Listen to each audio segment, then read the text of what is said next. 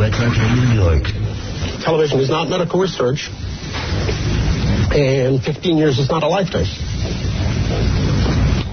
But 15 years has been about a third of my life. And it has been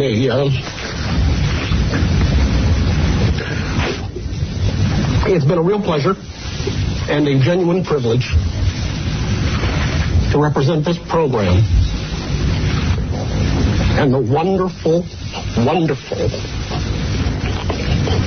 people who put it on. I'm sad because my goat just died today. I'm sad my goat just fell in the hay. Hey. I see my 4 sons. They are proud of the old man. California girl, la la la la. Ladies and gentlemen, this is your announcer, Quentin Stutterer. That's Quentin Stutterer. Proud to be a part of Hollywood for 50 years. I have a very boring weekend. And a colossal cast of sizzling stars and dazzling CBS. Can you believe what she did to the president? I think it's just disgusting. How could anyone do something like that? She makes me sick. She's a homewrecker. Yeah, but her hair looks great. Are you one of the millions of women around the world who wish you had Monica Lewinsky's giant hair? Well, now there's an answer. Introducing the all-new Monica Lewinsky shampoo. Just wash and rinse, add a little presidential protein, and your hair will look larger and shinier than you ever thought possible. And there's no need to give head and shoulders a try. Monica Lewinsky shampoo fights dandruff. And it's made entirely of non-allergic chemicals, giving you complete immunity from nasty reactions. So, say goodbye to flat hair forever. Because even when your boss goes limp, Monica Lewinsky shampoo goes on working for hours. What's the matter with the teeth? Hold it. Matter with the teeth I'm wearing for my mouth? Are they way too wide? Maybe I could get another job, but for anything I'm unqualified. My teeth make me look like Bugs Bunny. I screw up everything, they still pay me money. Everybody says that I'm pretty damn useless. Why does Howard hang on to me? What's the matter with the choppers I've got? They stick out about half a mile. Maybe if I didn't eat like a pig, my breath wouldn't be so vile. Sometimes Howard really drives me mental. I only wish the only problems I had were dental. Hot breath, slow death. If anybody's guessed why Howard hangs on to me. Yeah! All right. Every day from 6 to 10, I got myself my own routine. I glom onto all of Boss's free stuff, eat chocolate and read magazines. I'm proud to be a part of the team. I got some fame from the TV show, and I'm above doing menial crap. Maybe I should help Jackie and Fred. Nah, I think I'll just go take a nap. Nobody listens to me when I'm speaking. Is it because I'm dumb? Or maybe my breath is reeking? I'm smelly, I'm hairy. God, it's so scary. Why does Howard hang on to me?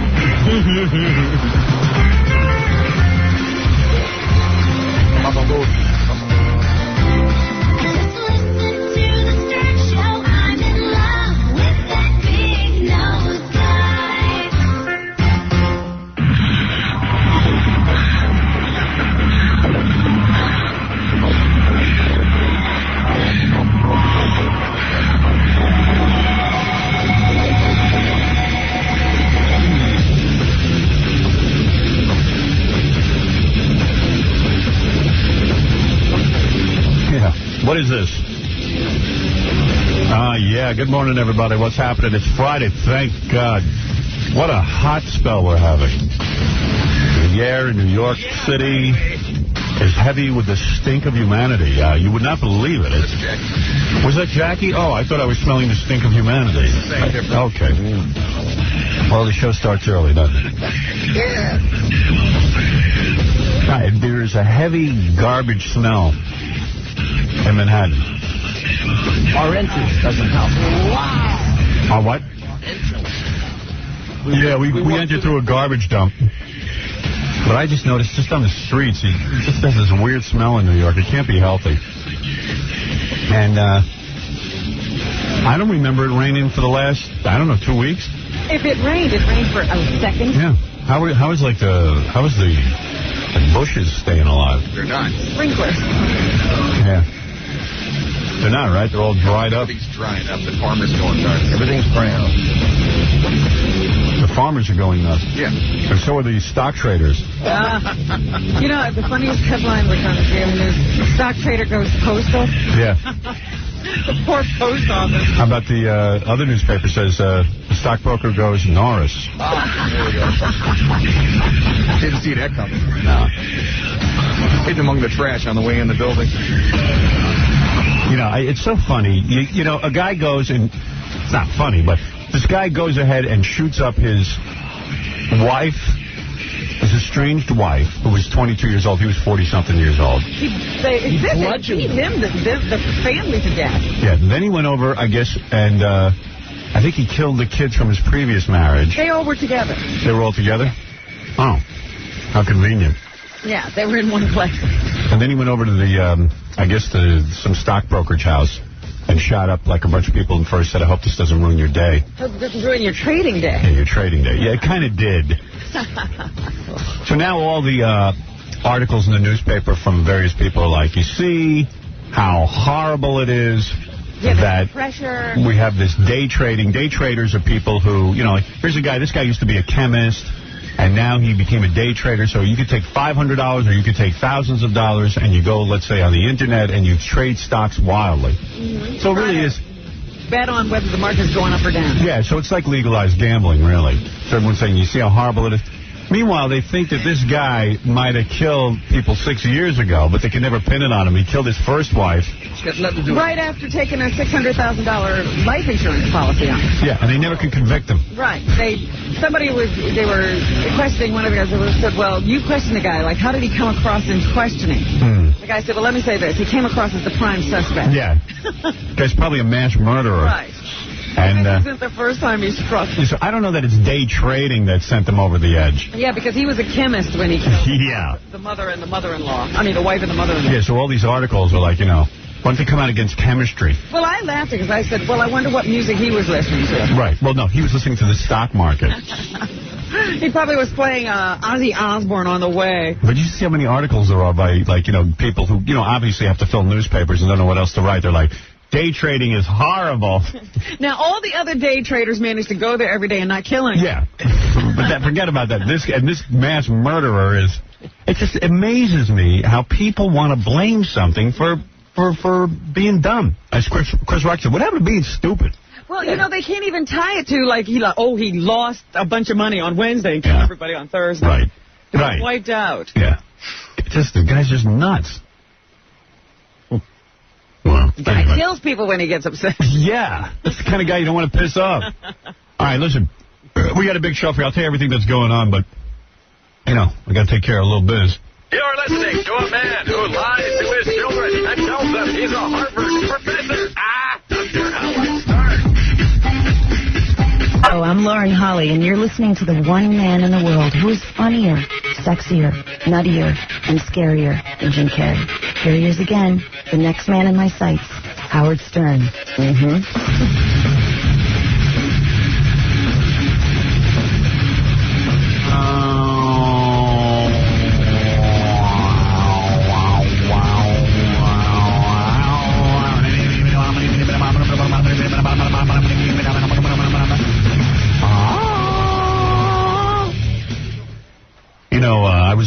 Casey put together some Woodstock tapes for me. I didn't see all of Woodstock. I couldn't sit there and watch it, and I never taped it. He says he taped it from digital satellite feed, but there's no way. It's horrible quality what he gave me. Brian said he did it. Wasn't that Brian's tape? I don't know, but whoever taped that, man. Ooh. Terrible? Ooh, yeah. Sound-wise? Everything-wise. You tape it on slow speed, maybe? I don't know what they did. But I'll tell you, man, that ain't no satellite feed. It's all scratchy. And I watch satellite. That ain't no satellite. That's a satellite feed, Brian? No, of course not. But it's also taped at slow speed. But I asked if Casey had a satellite feed, and he said he did. No, he didn't. Oh, I thought you said it was satellite. Nah, it was pay-per-view. Oh. Yeah. Cable pay-per-view. But there's a difference between pay-per-view and satellite. I didn't have a satellite. No, Yeah, but you said you did. That's all we're saying. he doesn't even know what a satellite is. I think he's I know what a satellite is. Yeah. being contacted by one now. Kind of cool. Yeah, I think you're speaking of one. Yeah. Is this a satellite? No, you're not watching on satellite. You're watching pay-per-view, Right. cable. Right, cable. Right. Pay-per-view. Yeah. But it's also taped at slow speed, so that's why. Yeah, it don't matter. I just want to see. I wanted to see a nice quality dub of Woodstock. If anybody out there, thank you, Brian. No problem. If anybody out there has yeah, I know you did. You're a good guy. Go shave your head. Oh. Or partially shave your head. It really looks great. This guy used to have a decent look. He got shaved his head. All these white boys are shaving their heads. They don't have heads like black men. But, you know, he's another one of these guys with hair doesn't know what to do with it. I know. Guys hate their hair. There are guys who are bald and they do anything to have hair, and then the guys with hair do wacky things like that. I know. I don't get it. I got hair. I thank God I got hair. I grow it as long as I possibly can. You know? I'm waiting for Brian to come in shooting. Oh, next step. Yeah. It certainly looks like it could. Yeah, it looks like he's getting there. Woo! Anyway, I don't have a satellite.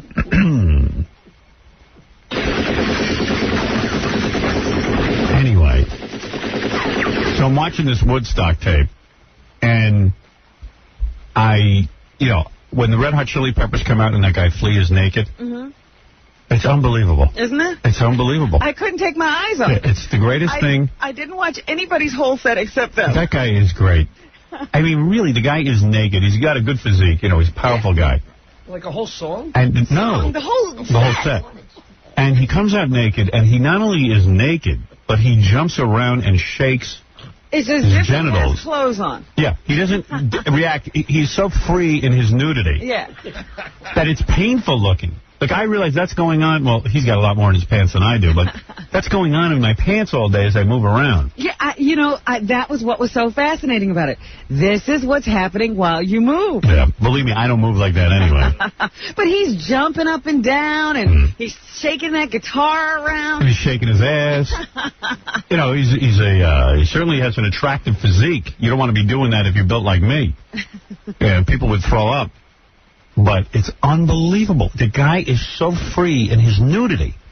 And, I started thinking, I said to myself, in some cities in this country right now, big cities, they arrest you. I mean, Jim Morrison got arrested in Miami years ago for just taking his pants down. Yeah, well, he was mooning and he got arrested. Yeah, and now this guy, Flea, can go out on stage completely nude, at least at Woodstock. I think there are certain parts of this country that would have you thrown in jail.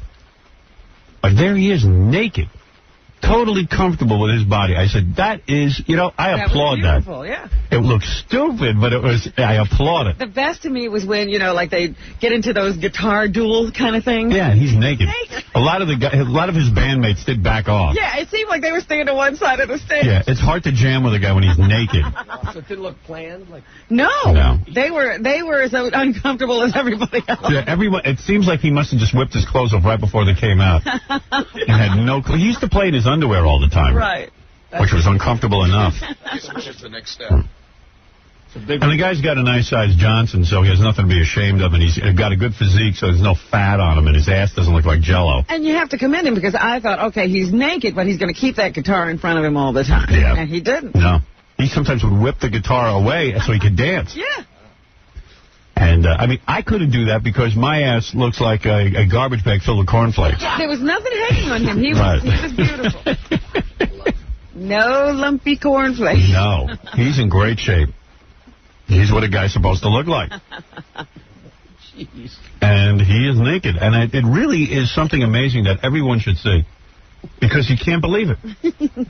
You just can't believe it. And I'm saying, gee, maybe, what was the backstage discussion like? Like, did he go, I'm going out naked, and the other guys go, yeah, me too, forget it. Okay, you go out naked. And Anthony Kiedis dyed his hair blonde. Yes. I didn't recognize him. Me neither.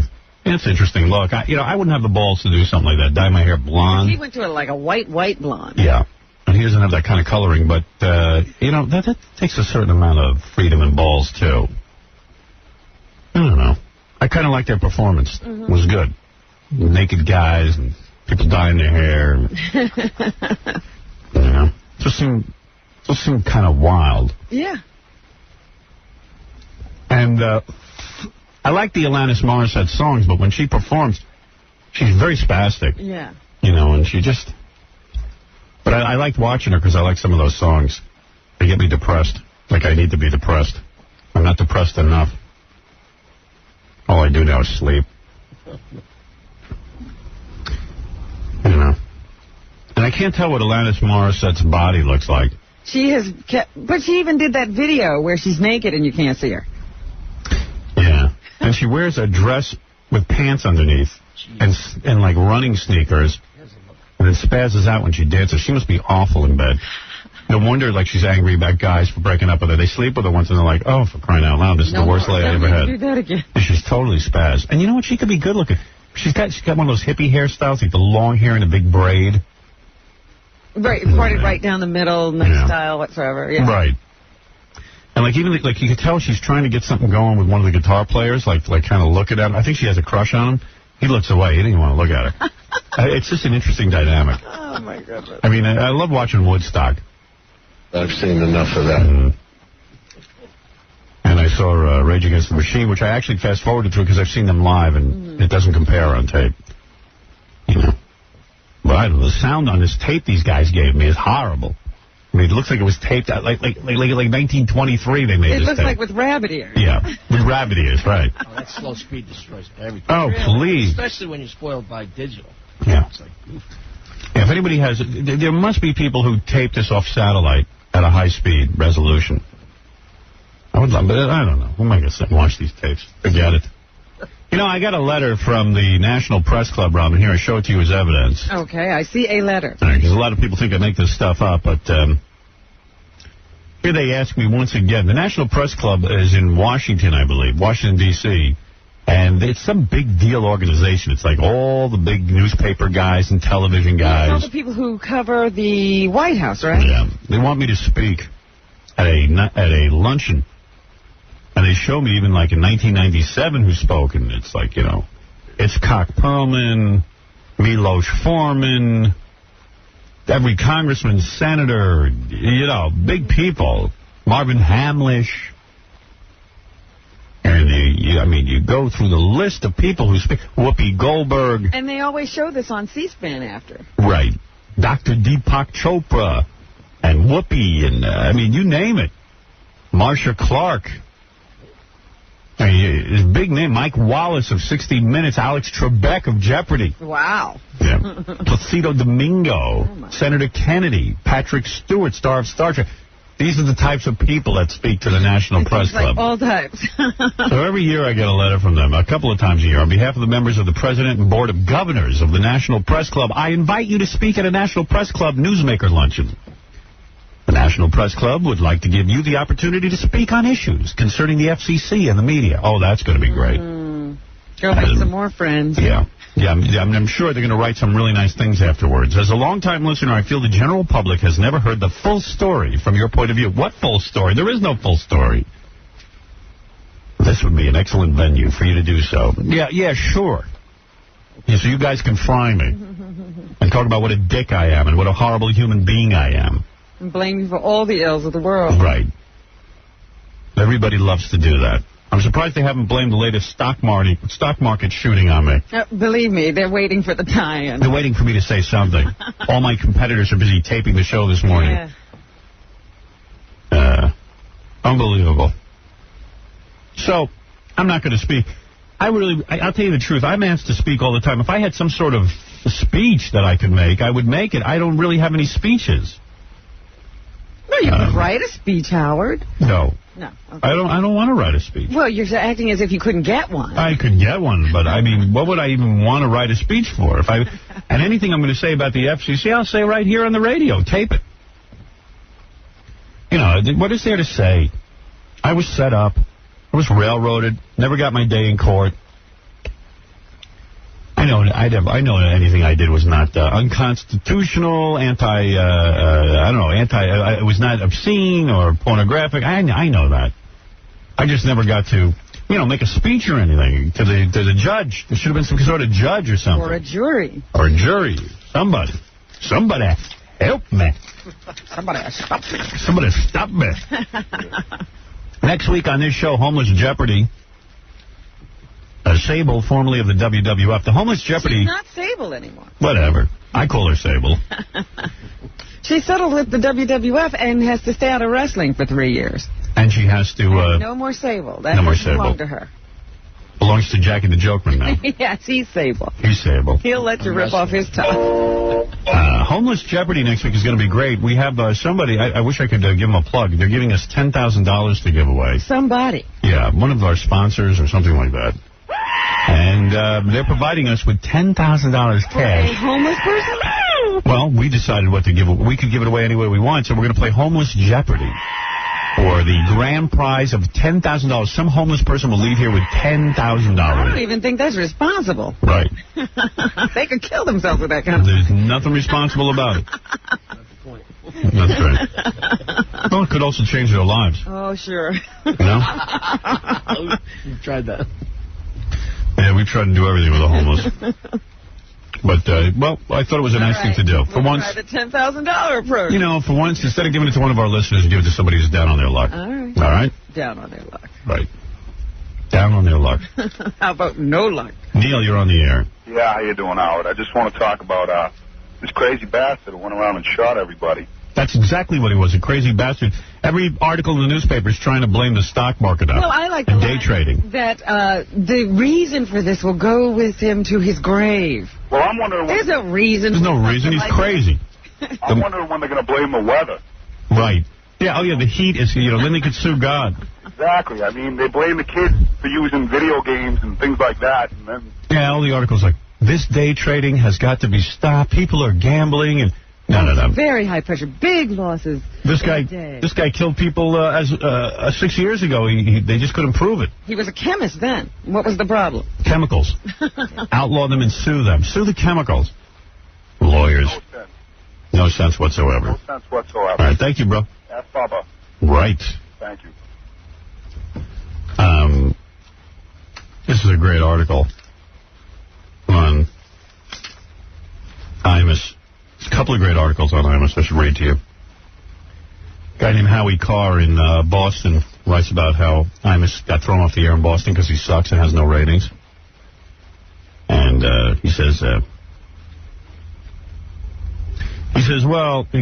I wonder why Imus got thrown off. He goes, let's see. Here's one of his typical shows. 6 to 7 o'clock in the morning. Senile chatter about baby son. Trophy wife and senile chatter about baby son, trophy wife and new retirement home. I mean ranch for sick children. Oh, yes. Right. He's got it all there. Yeah. 7 to 8 hour, brown nose, Tim Russert, lip lock, Maureen Dowd. Listen reverently to Dan Rather's Penzies, genuflect before Doris Kearns Goodwin. Tell Jeff Greenfield what a genius he is.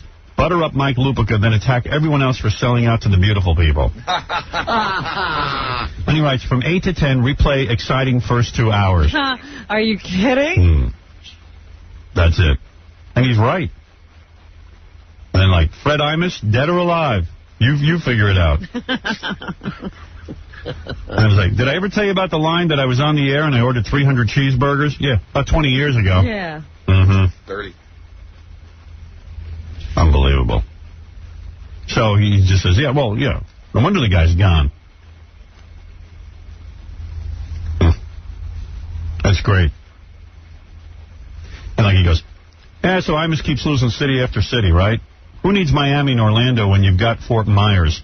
Who needs Las Vegas when you've got all good Cookville? Whoa. And that's my point about Imus. He's on a bunch of small markets. He lost all the big cities. He lies when he says he's on 100 stations. It's just a lie. You know.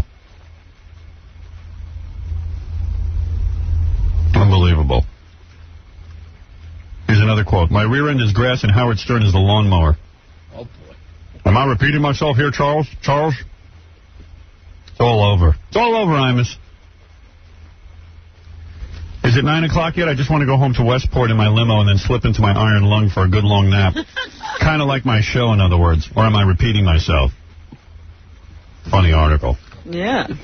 At least something funny came out of Imus. Yeah. Too bad he didn't write it. Yeah. And then it's like, here's another article on Imus about how, Imus is, Don Imus's morning radio show is syndicated in more than 90 cities, supposedly, right? 3 hours of it are broadcast daily on TV. Ugh. Which, of course, came out of what we do. He draws headlines by embarrassing the president and blah, blah, blah, blah, blah. And he has all of the big shots from, the news media on his show.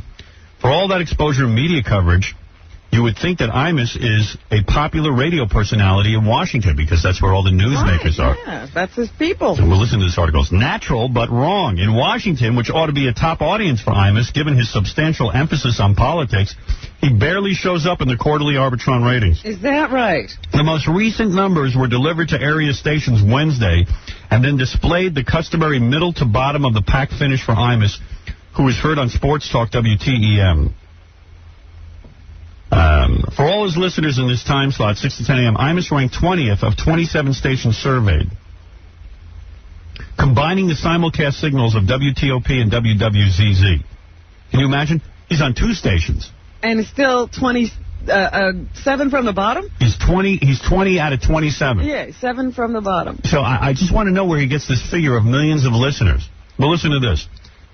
Syndicated hosts Howard Stern and Tom Joyner are in first place. The morning show on WGMS, the classical station, and the smooth jazz station finished ahead of Imus. That's in the morning. Can you imagine when people don't even... Smooth jazz. Finishes ahead of... Smooth jazz and classical music finished ahead of Imus. Wow. He tied the morning show on WABA, which is a Christian broadcast show. Oh, so he's in that level. Yeah. He's at that level. That's how bad he is. He should be selling his show by the hour to the station. Right.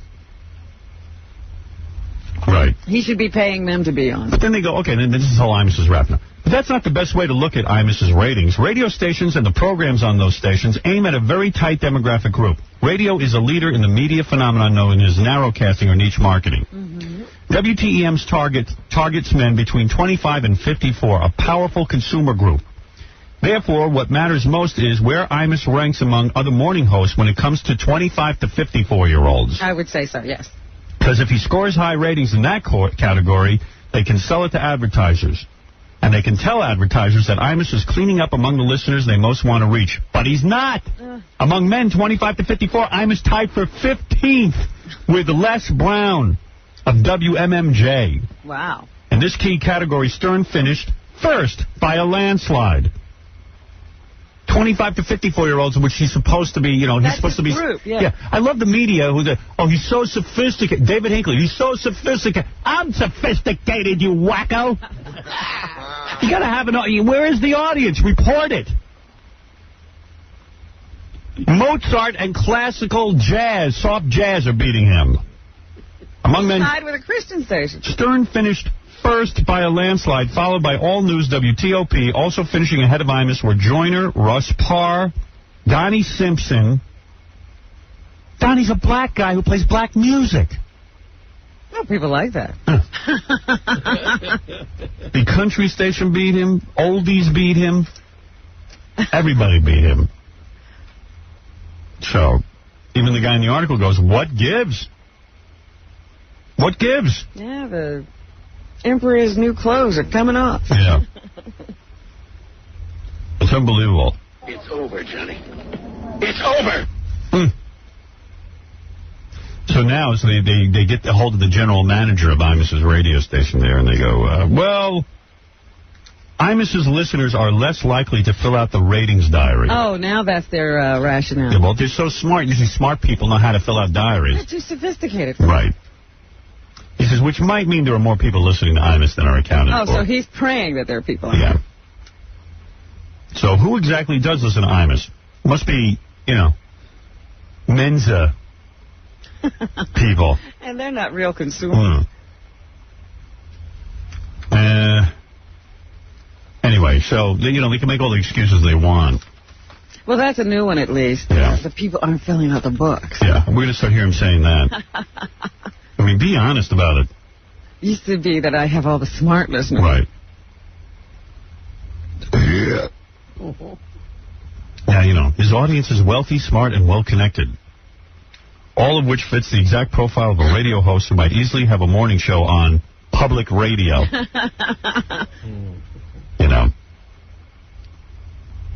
In other words, the members of the Senate subcommittee may not be listening to one word of Imus.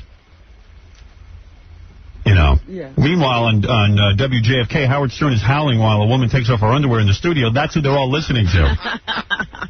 There's something you got to understand about Washington. I lived there for a while. That the people who live there don't give a rat's ass about politics. There's very few people involved in politics in Washington. It's a very blue-collar town. And those people come and go. Yeah. There are people who work on Capitol Hill, but it's office jobs for them. They don't really care about, what Senator running it, yeah. What Senator Kennedy said. They don't care. They're blue-collar workers. Just like most major cities. People who work for a living go to offices and, make a salary. And want to forget that they have to go to the office. The people who live near the Bronx Zoo here in New York don't care about animals just because they live near the Bronx Zoo. That's where they live. That's the same in Washington. They live near, the White House. They don't necessarily care about it. Confuses people. They do actually work in government. That's the major industry. Yep. But that's just a job. Mike, you're on the air. Yeah, how you doing, Howard? It's not their life. Hey, I'm a big fan. I'm calling from Boston, okay? And I've been living here for 8 years. Yeah. And I didn't even know Imus was on the air. Right. It's horrible. He came and went without your ever knowing it. I had no idea he even had a radio show up this week. Right. Well, people say to me all the time when they interview me, surely as a little boy growing up, you must have listened to Imus. And I can tell you, I swear to God on the life of my children, which I don't mess around with, I don't think I ever heard him once. I didn't know he was on the air. I don't know that he ever did anything that I heard. Right. When I was a kid, as a child, he wasn't on. As a child, I never listened to morning radio. In fact, I listened to very little radio except for at night. Yeah, where I would listen to NBC at night, and they had these talk shows with Brad Crandall, and WMCA would have talk shows with various people. Leon Lewis. Who listens to radio in the morning? Yeah, I was never exposed to a lot of radio. My family never listened to radio. Oddly enough, my father had been in radio for years, but we weren't the type of family that even put the radio on. We never had it on in the house. Never.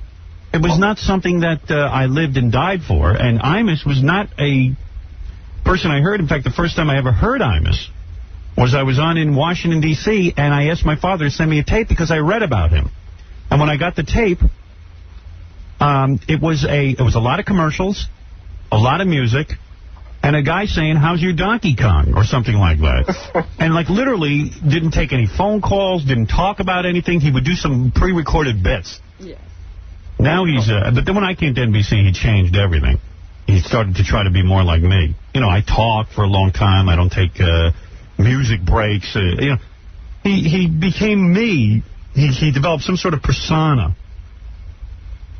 Yeah, that's true. I know the history of this. And then people always say to me, oh, you have sour grapes. Imus was the king of the shock jock. He was not the king of anything. He was a guy who was around who was a somewhat irreverent on occasion. Like maybe once a morning he'd say, I don't like my sponsor. He's a road jerk. That would be it. A mumbling, muttering moron. There's nothing. And then they say, well, he's the thinking man's Howard Stern. I go, thinking? I've never heard this guy have an intelligent thought or a coherent one that in any shape, way, or form. I don't like it. I don't even know what he says. I don't like my general manager. He's a weasel. That's his opinion. And he never really meant it. He used to sit there and suck up to these guys and go out drinking with them. Give me a new watch. Yeah. I need a Rolex. Yeah, he was just, all he was interested in was making money, but I mean, the most obscene way, like, if you want me to pose in a picture with Howard Stern, you're going to have to give me a Rolex. And these idiots gave it to him. I was like, why give it to him? So tell him to go F himself. Let's go do our own pictures. I don't need to be in a picture with this guy. I'm already kicking his ass. I was on the same station with him. I was doubling his ratings. I was going to tell you that Howie Carr, the guy who wrote the article for the Boston Herald, yeah, he's a major fan of yours. Yeah, well, I mean, he talks about you all the time. Well, you can see he's got some intelligence. He certainly understands what Imus is all about. Right. He was the guy. If you saw that movie, a Civil Action. Yeah, I don't need to go into the whole history of Howie Carr. I don't even know who he is. Okay. It just seems to me he wrote a funny article. Yeah. All right, thank you. Smart guy. All right. And then we hear a whole history. Yeah. Cheers. I really don't need to hear that. You can hear it on Imus's show. I'm sure he's got plenty to say. It's a bore. I've invited my listeners to go listen to Imus. I said, go ahead, listen to him. It's horrible. Try. I defy you. We already tried. Yeah. You know, we tried to listen. We worked with the guy. We had to work with him. I used to sit there and say, how the hell does this guy have a career? I mean, my next-door neighbor is more interesting than Imus. And more understandable. Yeah. Any given sales guy at NBC at the time was more interesting than Imus. There was a guy, Sam Ben Ruby, a sales guy, was 10 times funnier than Imus. I said, why don't you put him on in the morning? He was back in an office. Hey, give me the Sam Ben Ruby show and let Imus go out and sell some airtime. I swear to God. He was funny. Sam had a personality. Sam, somebody you want to be around. Well, you're damn right. I put Sam on this show right now. Pound for pound, he could take on Imus and beat him. You don't. I mean, what is this? Anybody who makes sense could beat him. The man's a raving, drunken lunatic. Oh, I'm not drinking anymore. You should. It'd be funny. I'm in the 10th year of my sobriety. Yeah, great. We're all having a party with you. You know. It's unbelievable. The most disturbing thing is that he now works for the same company I work for. I begged. Yeah, we thought we'd gotten rid of him. I begged Mel not to hire him. I said, please, don't do business with a guy that I've destroyed in the ratings and ended his career. It's all over. You know, don't resuscitate the corpse. But he listened. He doesn't always listen to me. He felt that this was good for the company, whatever. Well, I lived with it. I lived with it. What can I tell you? There's some decisions I can't live with, but there's some decisions I can live with, and I live with that. And that was that. Part of my hell. Part of my hell.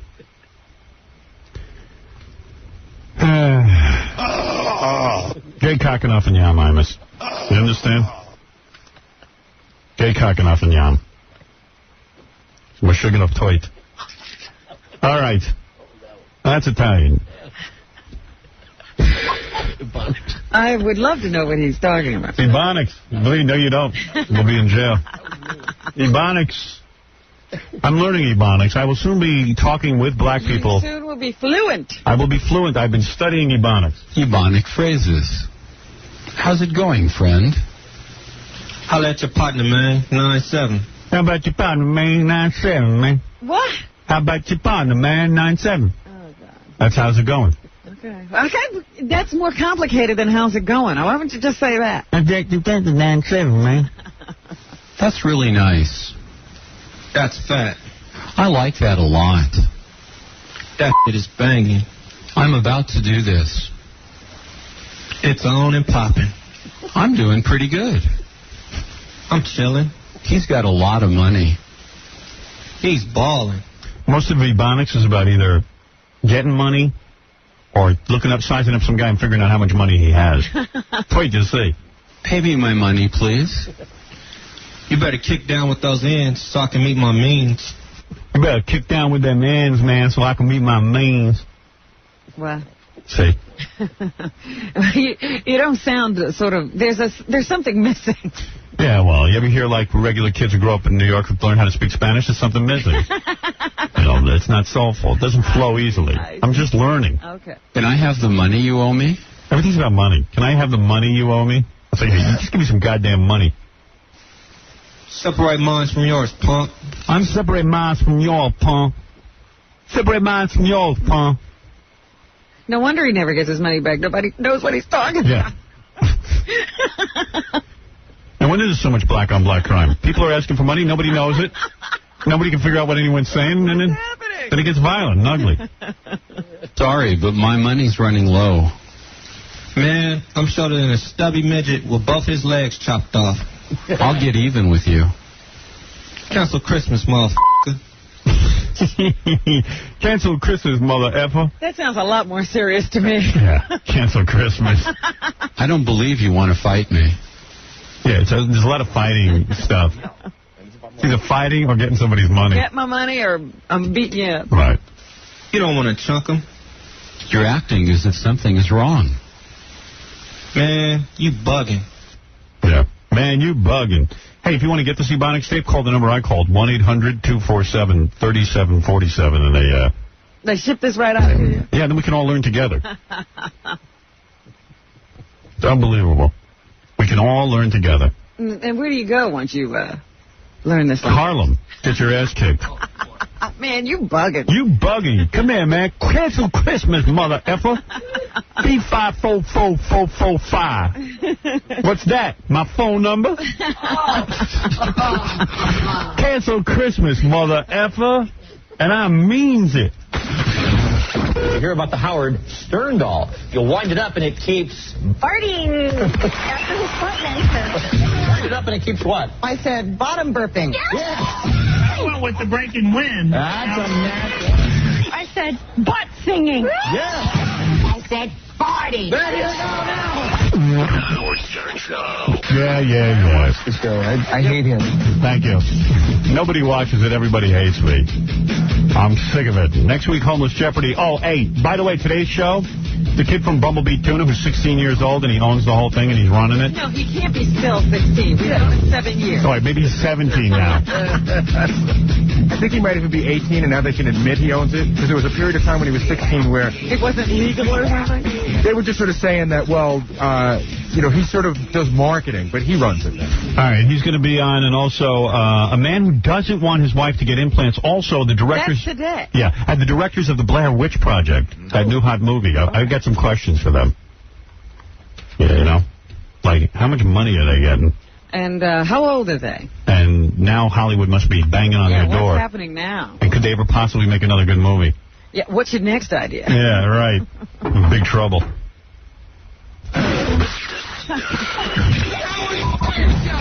Get it all for the nookie? Come on, the nookie.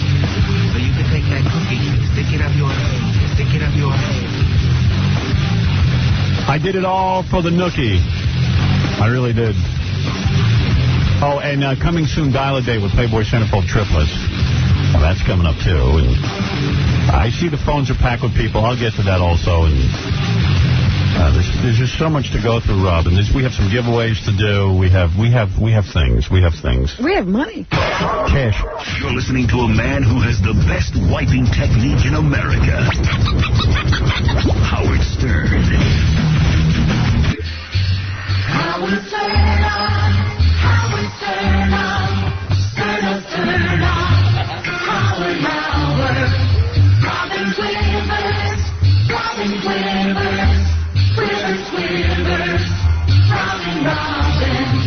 Howard Stern on. Beautiful. Howard Stern on. Stern on. Howard. Robin Quivers. All right, so good morning, everybody. Welcome to Friday. Having a big day. Angie's job seems to be to look in the newspaper and tell me what's on TV tonight. He wants to tell us what's on TV. Just a little TV report. Hey, your voice sounds better. Yeah, it's got better. Yeah, I turned up the air conditioning. No, I still sleep with it on, but every once in a while I'll turn it off. You know, like I'll turn it off in the middle of the night. Oh, you get up and turn it off. Must be a very restful sleep. Right. Oh, it's horrible. Yeah. And in a couple of minutes, we'll talk to the directors of Blair Witch Project. These guys, here, okay. They must be like college students or something. Well, I know they got this idea in college, so I wonder how old they are now. A bunch of young guys who made a film for under $100,000. It's a real good film, and I'm sure it'll be their last good film. I mean, you know, because like, remember that... Usually portend something. Yeah. See, Hollywood gets all excited and goes, hey, these guys know how to make movies. Now we got some new blood. Yeah, and then they go make 10 more pictures and they suck. It seems that it takes a special guy to take $100 million to make a film. Yeah. Yeah. But, you know, they're probably rich now. They're probably going to have a big deal in Hollywood. Yeah, maybe they'll never have to work again. Right. I say let's keep them working at under 100,000. Let's see them do it again. Because sometimes the money can ruin you. Yeah. Money ruins you. That's what Kevin Smith said. It's true. Yeah. These guys should continue to make movies for under 100 grand on their home VCRs. Never accept any money. Right. What is it, Gamgee? What's on TV tonight? I want to tell you that on Jay Leno tonight, Pee Wee Herman's on. Pee Wee Herman? Oh, yeah, like he's going to talk about this. Is the new Pee Wee. You know, this new movie's coming out, Mystery Men, which is, I saw it. It's horrible. I couldn't even sit through it. But this Pee Wee starts talking. Yeah, and it looks like, actually, you talk about Ed Sanchez and Dan Myrick, the directors of Blair Witch Project. This is a classic case. They gave the director of this Mystery Men plenty of dough, but it sucks. And Pee Wee now, in an effort to, I guess, resurrect himself, is now talking about his famous incident where he masturbated in a movie theater, which, of course, they should have locked him in jail for. What kind of guy who has a major career? This shows he's whacked out of his head, this Pee Wee. Somebody should watch him all the time. What else would he do? Of course. That's the tip of the iceberg. God knows what he's doing. When a guy who has a major career, especially entertaining little kids... That's right. ...walks into a porno theater... In public. I mean, and commits an act like this... A public venue. You know there's something wrong. He could have just as easily walked in and shot everybody. I mean, it's the same thing. Because as he said himself, he wasn't thinking about Pee Wee Herman at the time. See, he says, listen, I wasn't in the Pee Wee makeup. I was in my Paul Rubens mode, and I like to masturbate in movie theaters. Paul Rubens should be locked up. Yeah, lock up Paul Rubens, let Pee Wee work. Let him out for day treatment. There you go. Yeah. We got the perfect solution. If he's two separate people, if one is Pee Wee and one's Paul Rubens, lock up Paul Rubens and let Pee Wee do what he has to do. Pee Wee can still work. Pee Wee do whatever he wants. So, they're two separate people. He won't come on this show. No, because I would say to Pee Wee now is talking about his incident. Yeah. But he really isn't. He's not saying anything. I would say to him, hey, Pee Wee, what were you thinking? He'll go, I wasn't Pee Wee, I was Paul Rubens. I'll tell you a story. Years ago, I had to interview Paul Rubens. Or Pee Wee. Or Pee Wee. I was at NBC Radio, and at the time he was doing the Pee Wee character. I guess the movie was coming out, the first one. And this guy was so whacked out of his head, literally, that he walks in and he says, listen, before we start, I want to know, do you want to interview Pee Wee or Paul Rubens? I said, you son of a bitch. You son of a bitch. What are you doing to me? I am a guy, I barely make enough money. I'm on the verge of being fired. That's right. I got problems of my own. I have a child on the way. I just bought a house, and it looks like I'm going to foreclose.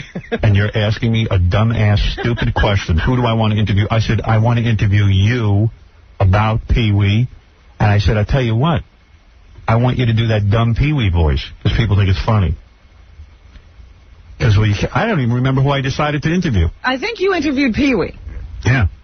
And I remember he came in, and I couldn't ask him any questions about his real life because he was Pee Wee. I mean, I asked him, but only Pee Wee goes, I don't know Paul Rubens. I don't want to talk about it. You know, I go, hey, Pee Wee, so tell me something like, you know, can you get chicks now that you...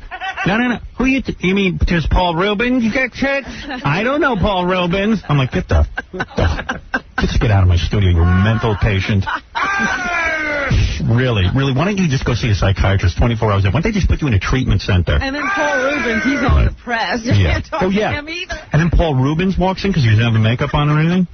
And like when he asked me who I want to interview, it was like, he has like this attitude, and like he takes his crew cut and he combs it down a little bit. Yes. Pee Wee's is back, and Paul Rubens is down. Yeah, like he's like he's a hip guy.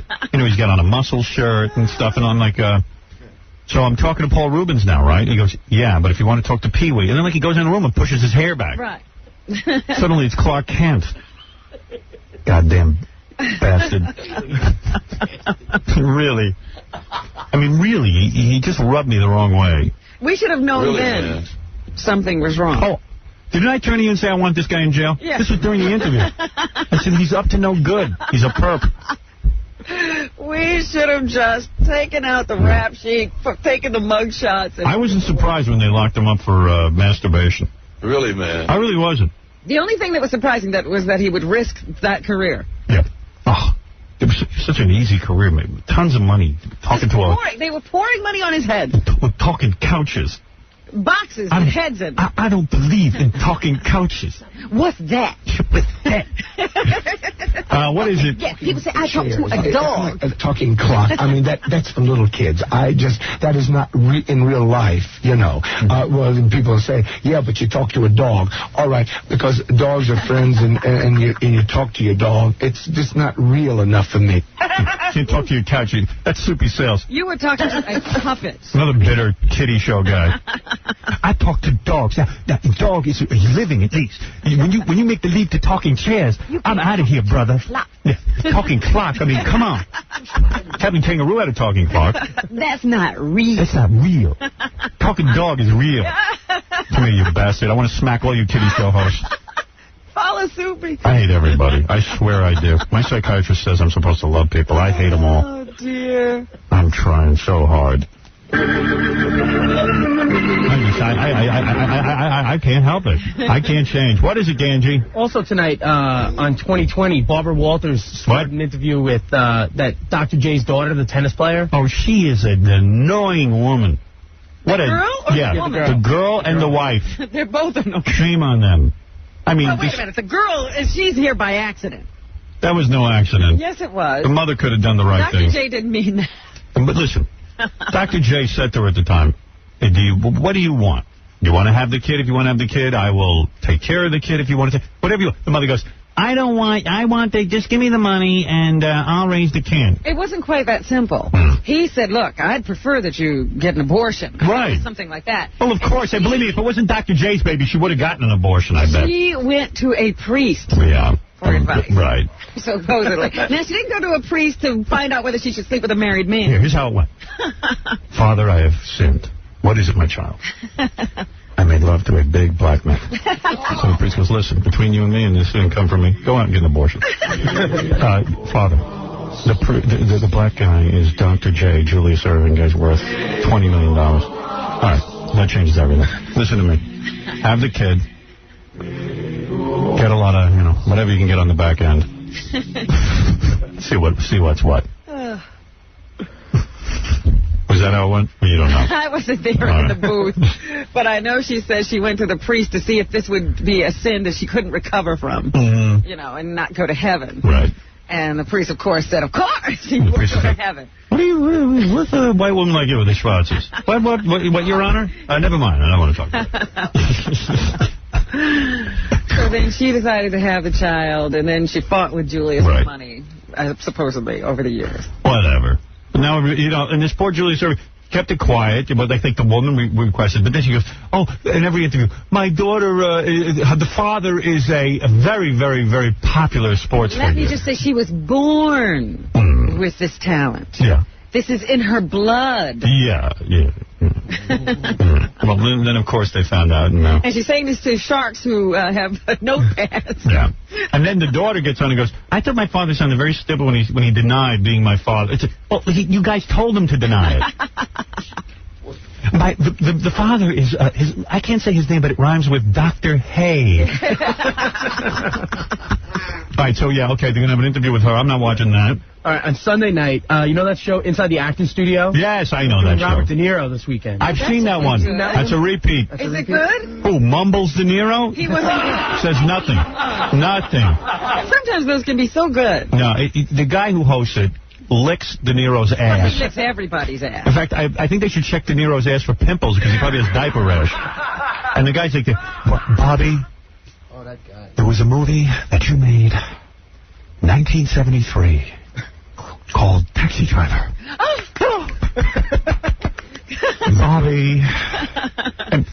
And then Bobby goes, that's right. Yeah. You are very good. Yeah. And then I go, he doesn't elaborate, he doesn't talk. Bobby, when you made the film, it was the first time you teamed up with Marty Scorsese. Wow, that's a real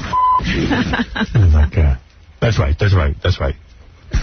When you teamed with Marty Scorsese, did you know then how great that teaming would be?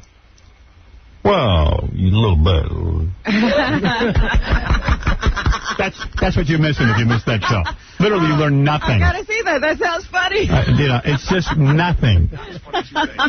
It ain't fun. You learn nothing.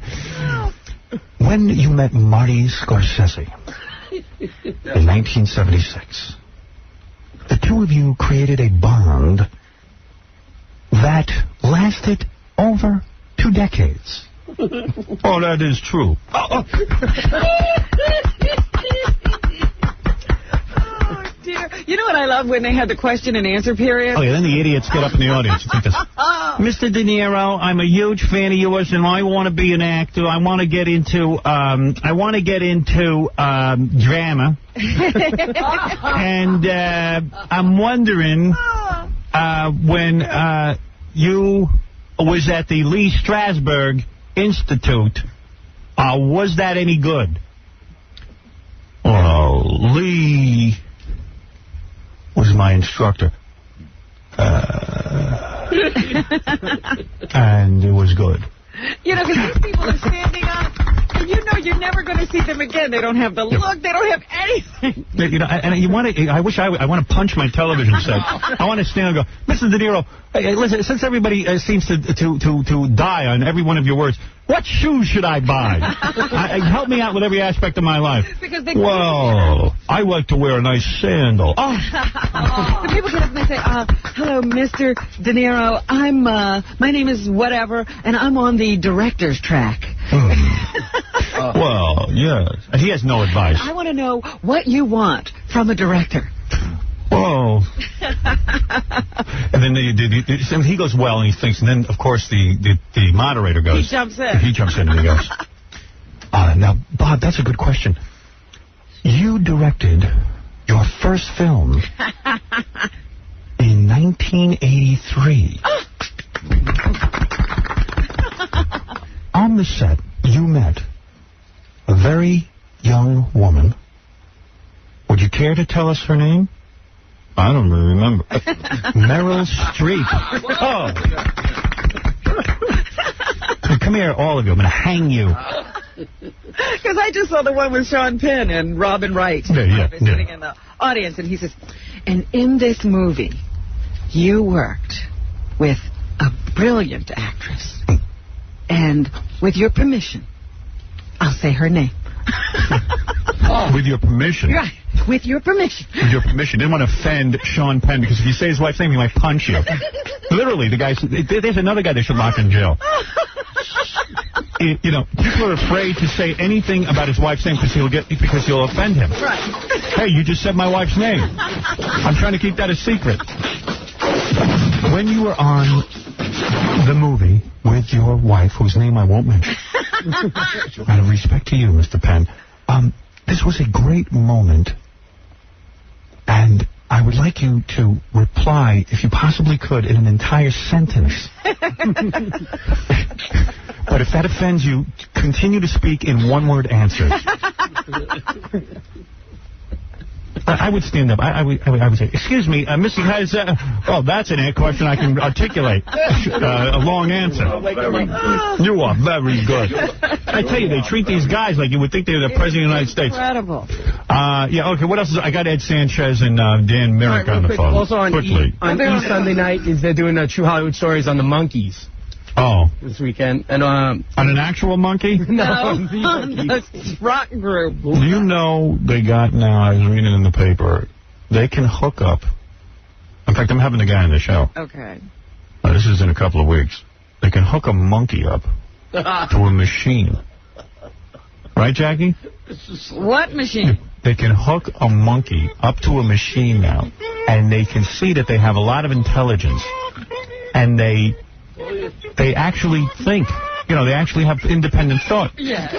And when they hook the monkey up to this machine, it can communicate with humans. I said, let's get one of these that you can hear, they can speak.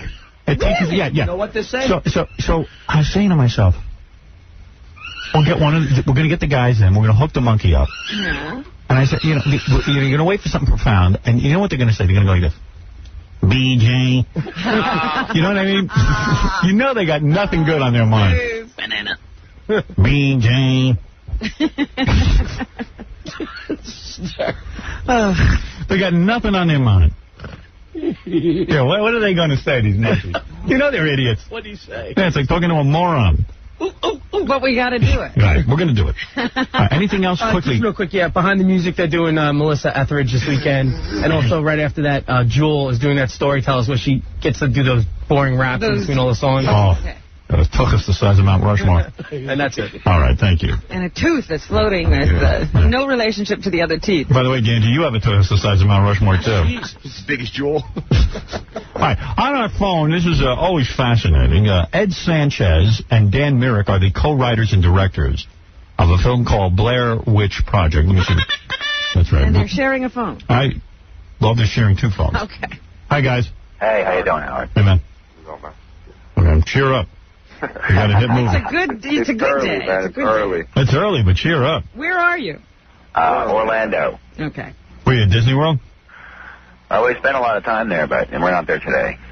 Guys, it is truly remarkable to make a film for under $100,000 that has gotten this much attention, and I saw it and I really enjoyed it. Loved it. Cool. And what happened? So were you college students? Well, we came up with the idea in college, but now, you know, we're in our 30s now. So it took you that long to get it made. What have you been doing beforehand? You know, bartending and waiting tables. So your family must have thought you were a bunch of losers. Totally. Definitely, man. Yeah, I mean, that's real embarrassing when, you know, like you come out of film school and everyone wants to know every day what you're doing for 10 years and you're still bartending at 30. Well, even to convince your family to spend any money on film school. Yeah, and now they're all walking around like, oh, we knew the whole time. Oh, we believed in them. Yeah, sure you did. So where did you go to school? University of Central Florida. Yeah, that's even a crummy film school. Yeah, it's terrible. Yeah, it's like not even NYU. That's nothing. Right. So you guys had this idea to go into the woods and basically give the actors sort of a loose idea of what they had to do. And they made this horror film. Like, it looked like... I watched it with my wife, and I tried to, you know, my wife said, is this a real film? Like... Did they really just find this footage? And I go, yeah, they found the footage in the woods. Because I wanted her to really enjoy it. But she started getting so scared. I mean, really, what, are you trying to scare her to death? Yeah, well, she got scared about it, so then she went like, you know what? I said, no. Watch this. I said, it's a movie with actors. She goes, I'm glad you told me. Yeah, we had a lot of people, you know, when we screened the film at Sundance, you know, were actually, you know, really pissed off at us because they thought we were exploiting the death of these three actors. Oh, that's funny. Man, you took this and then to when the Sundance? actors went up on stage afterwards, they were pretty relieved. Oh, that's funny. You know, that Sundance Film Festival is one of those places where you go and there's 10 million bad, uninteresting, boring, non-entertaining. Yeah, I can't imagine what that's This like. must have been such a hit. Yeah. Hey, you know what? So, you know, there's a girl and two guys in the film. They star in the film. And I was reading some interview with one of the guys, and he was all pissed off because he hated that chick. Like, they said that there were hours and hours of videotape of them just fighting. For real, though, right? Yeah, man. There was like 20 hours of footage and like probably 18 hours of it is just them fighting with each other. And this guy was also complaining. He said, yeah, man, you know, we're not going to get any. We hardly got paid for this. Whoever thought it would be a hit? $100,000 budget. Nobody's getting paid. Right. But you guys own the film, right? Yeah, well, we sold it to Artisan, so. Yeah, Artisan owns it now. So how much did you get for it?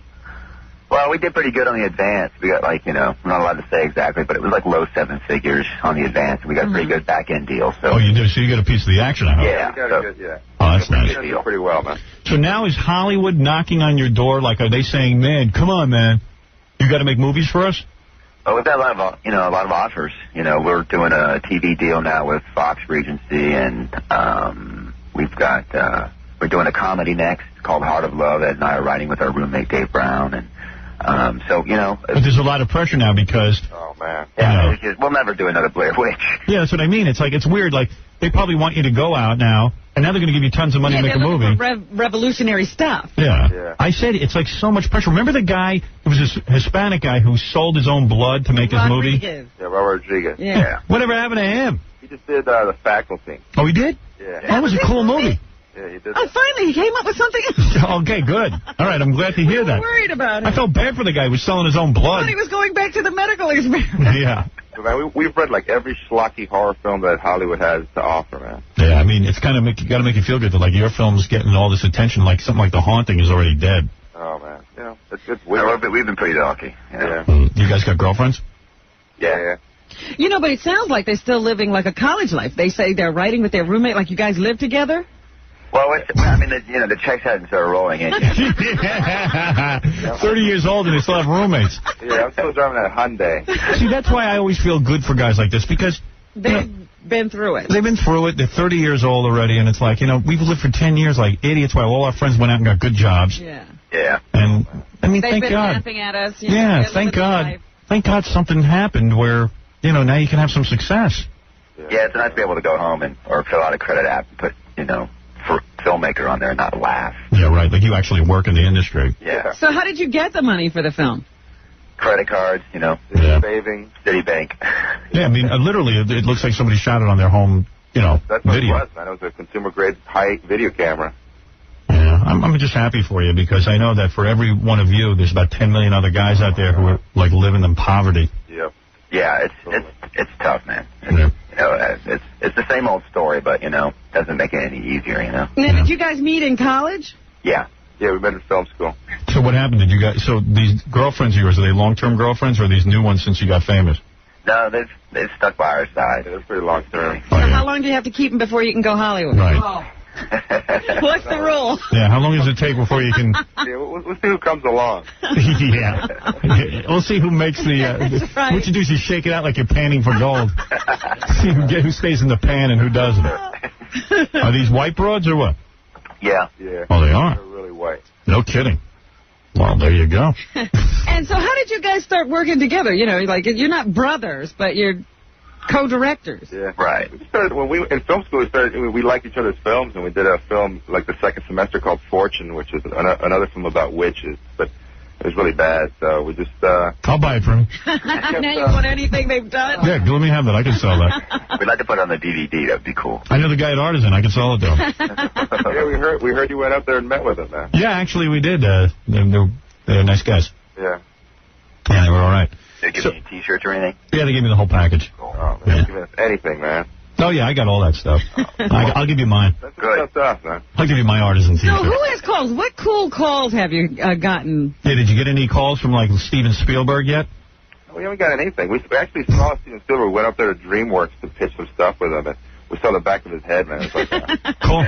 I don't know, in his office. It was like seeing a god or somebody. Yeah, right. Yeah, but, now I would think, like, you see, the way Hollywood thinks is, hey, these guys made a film for under $100,000. It's supposed to gross like $60-70 million bucks, at least. Uh-huh. So now we hire them. We give them another $100,000. Or they could end up giving them $10 million. They do, we'll do a 90-picture deal with $10 million. So a high camera. So you guys going to move out to Hollywood now? We're going to hang in Orlando for a while. Right, that's where you live?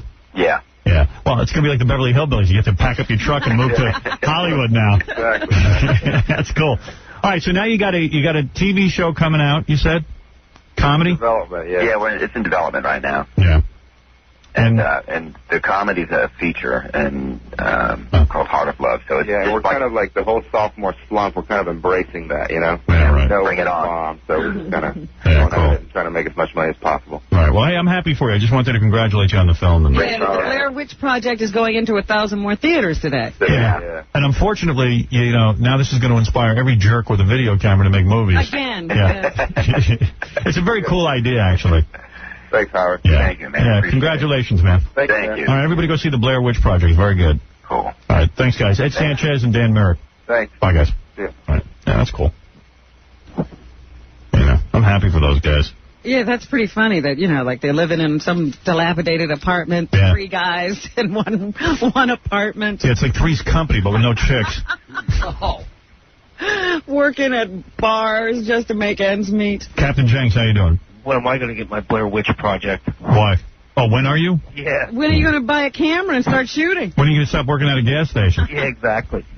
Yeah. Actually, I made a new prank phone call. During the Atlanta shooting yesterday. Oh, dear. I was watching it on TV. I was figuring you were going to call in. Oh, of course I did. Let me hear it. This one was actually broadcast over WXIA in Atlanta. All right. And it was being simulcast on MSNBC. All right, let me hear this. guy has no life. Simulcast. Simulcast. It's a simulcast. Go ahead, Captain. Captain Jenks. Ex-military man. Don't they have height requirements? Evidently not. Hey, Napoleon was a general. Go ahead, Captain. We think right now that the search for the gunman is probably going on in Piedmont Center building number 8. We have Marcel Caven on the phone right now. He's in too, security building. Are you still in that building, sir? No, I evacuated the building somewhere around a half hour ago. I was in the building when the person came in, and he had the gun. And I believe him to be someone who used to work there. His name's Casey. I believe he was angry over a jealous dispute with a gay lover. Yes, this guy's the nut who just called in. We're going to get rid of him right now. Marcel Caven is out of here, and this is the same nut who called us last time we had an episode like this. This guy is a prankster who is not to be believed or talked to, so this time we caught him as soon as he started talking. Wow, they caught him. I think that's despicable. We've got a horrible situation going on right here, and some jerk would call in like that and think he's funny. A nut. You're a jerk. I like some jerk. You know what's really funny?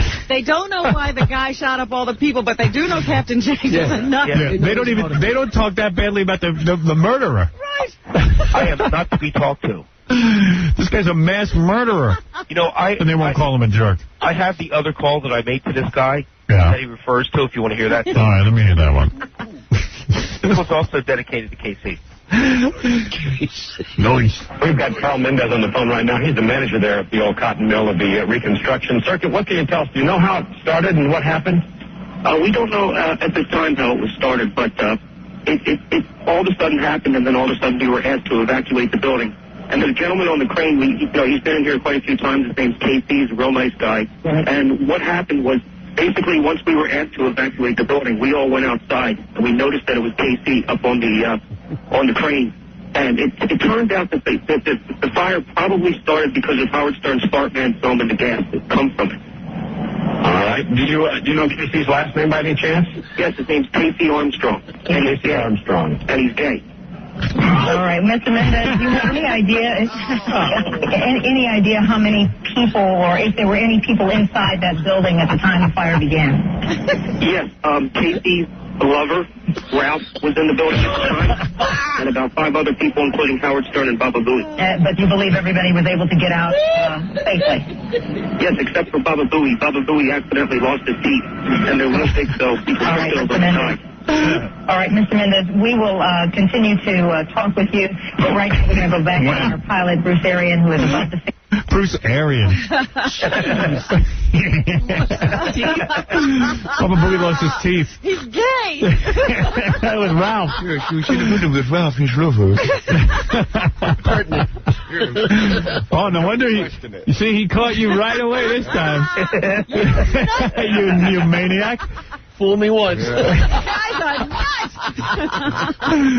All right, he said KC. I'm no idiot. Got you right away this time. All right, Captain Jakes, thank you.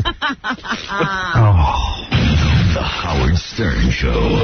Hi, this is Jimmy Kahn, and I'm here at the Howard Stern Show. I listen to it every morning, and I got a chance to meet the guy. He's very skinny, very tall and very skinny. It's a great show, and it wakes me up every morning.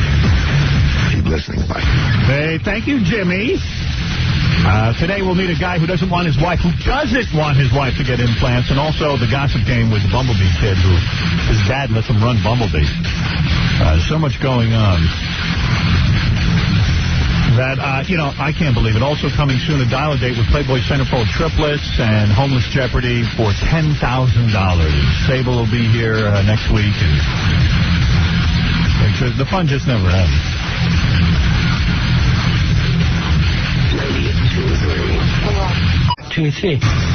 Hello, all your House Dog fans. I'm Freddy Alkenball. Now, here's the man who made me what I am today. Very close to climbing onto a tower with an automatic weapon. How it's gone. All right. Stern Show. Elephant Boy. Not a man, not a boy, not an elephant, but something in between.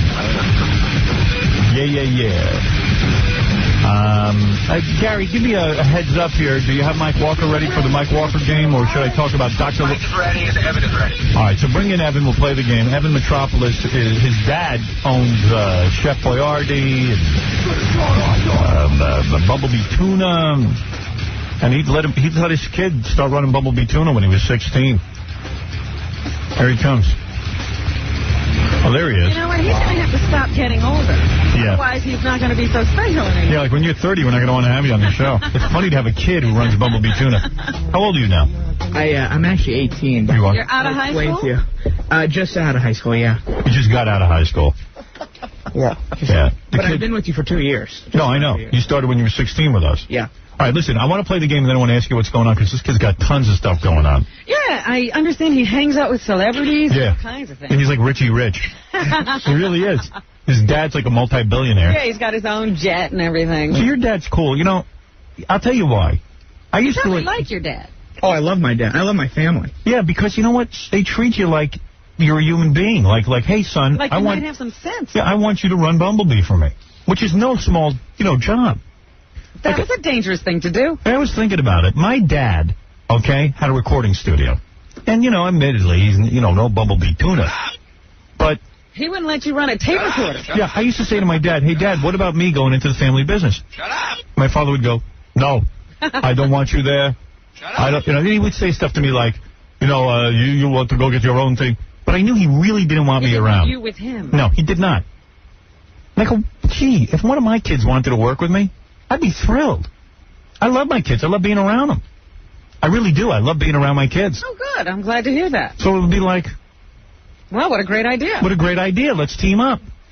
But my father thought I was such a schmuck and a jack-off. Like at one time you were thinking of starting the Howard Stern Network. Would you give him a radio show? Who, my father? Your kids. Oh, my kid? No. But I might let him work there. Okay, but, his father made him president of the company right away. Your dad kicks ass. Well, he's encouraging, and he talks a lot. And because most fathers, I always thought fathers look at their kids like they're little jerks. But your dad kind of treats you like a human being. Well, not all parents treat their kids like jerks. And I've noticed, if some parents, if they're bad parents, or if they have bad parents when they grow up, the kids who had the bad parents either turn out to be great parents or bad parents. Really good parents or bad parents. Yeah, but I always felt like my dad thought I was a jerk because, when I'd bring it up, he'd be like, what, are you crazy? And I'd be like, gee, is it so crazy to want to work with your father? Well, I think it was a little worse than that, wasn't it? I mean, he used to tell you were going to be able to make a living. My father, you know what? I said to my father once, little kids always kid around and go, I'm going to be a millionaire one day. I said to my father one day, and granted, we didn't have a pot to pee in. And he would go, I'd go, Dad, I'm going to be a millionaire. And my father just turned beet red and he goes, you bastard! And I go, what did I do wrong? He goes, you talk about money. You never even made a dime. You can't even make a dime. You can't even mow the lawn. You can't even. You think it's easy to make money? How dare? I mean, he just took off on me like I was I went, oh my God. Shut up. Shut up. Shut up. Like, what an idiot. Like, you went to your dad. I'm going to be a millionaire. And he goes, yeah, you absolutely are. You're damn right you are. Anyway, listen. Before I get into your life, because people are fascinated about a young mogul. Yeah, I mean, there's so much. Just go on with the game. All right, let me do the game. I am fascinated. Yeah, because this kid's getting laid regularly. Is he? Yeah. No. By a lot of people. Let's go on. All right. Don't blow it. Give me Mike's intro, will you? Inquiring minds want to know. I want to know. Did Magic Johnson, Jackie Chan, and Jackie Martling do last night's politically incorrect TV show? And the only one who made any sense was Jackie Chan. I want to know. Did videotaping the weekly writing meeting for the new TV show inspire Fred Norris to speak up and contribute a few ideas? Who cares? Let's all find out on The Gossip Game with Mike Walker from the National Enquirer. I don't remember Fred ever having an idea in one of the meetings. But I knew that was right away. All right. Hi, Mike. Hi, Howard. How are you? Listen, is it? I don't want to get into a semantic thing here, but chicken of the sea, is that Bumblebee tuna? No. No, it is not. No, we don't like chicken of the sea. Okay. Good. We like Bumblebee. What's wrong with you, Mike? No. I like the convenient 3-ounce cans. I see. That's what I eat. Single serve. Sometimes I have two. I've had Bumblebee tuna. What are you, a chicken of the sea man? Well, no, but I remember that phrase. Is that still a phrase that's used? Yeah, Chicken of the Sea is a brand. Brand. Oh, that's a brand. Oh, I see. I thought it was a slogan. No, Chicken of the Sea. You do everything. Well, I don't think a lot. I've had Chicken of the Sea, but it's too salty. I like the bumblebee. I like tuna fish. And I'm not just saying it because Evan's here. You should see my house. It's loaded with bumblebee. You only eat bumblebee. Well, that's true, too, because we did our homework before advertising on the show, and we had heard that you had eaten bumblebee. Yeah, I love it. And by the way, Evan reads the Globe, Mike. Thank you. Is the Globe associated with the... Okay, that's it. I'm going for... Go for the jugular. Charlie the tuna. What is that? Right. All right, anyway, listen, Mike. Yeah. You, of course, are the editor of the National Enquirer gossip pages, which are the most fun pages to read. We all read them. They're great. And I'm wondering that you must have tremendous scoops this week. There are 4 Is items. anything going on? There are 4 items, Robin. One of them is false. Evan, try to pick out the false item. Wow. All right. By the way, Mike is probably calling from some suntanned girl's apartment. But he's totally faithful, by the way. Oh, absolutely. Yes. Yeah, it's recent. Of course. Right. As you would be. Of course. All right. Okay, the item that I'll begin with is Drew Barrymore shopping with an unidentified young guy at the Pleasure Chest, the famous L.A. sex shop. Spotted a bullwhip hanging on the wall, pulled it down, and started snapping it, and said loudly, "Tonight, we're going for something a little bit different." Shoppers and store attendants gave Drew a round of applause. Fun gal. Yeah. Go ahead. Positively shag-aesthetic, baby. Austin Powers star Mike Myers had eyes popping at an L.A. club when he suddenly whipped out a towelette, swabbed the rim of his drinking glass, then carefully scrubbed down the table before resting his hands on it. Mike admitted to pals he always carries towelettes to sterilize whatever he touches.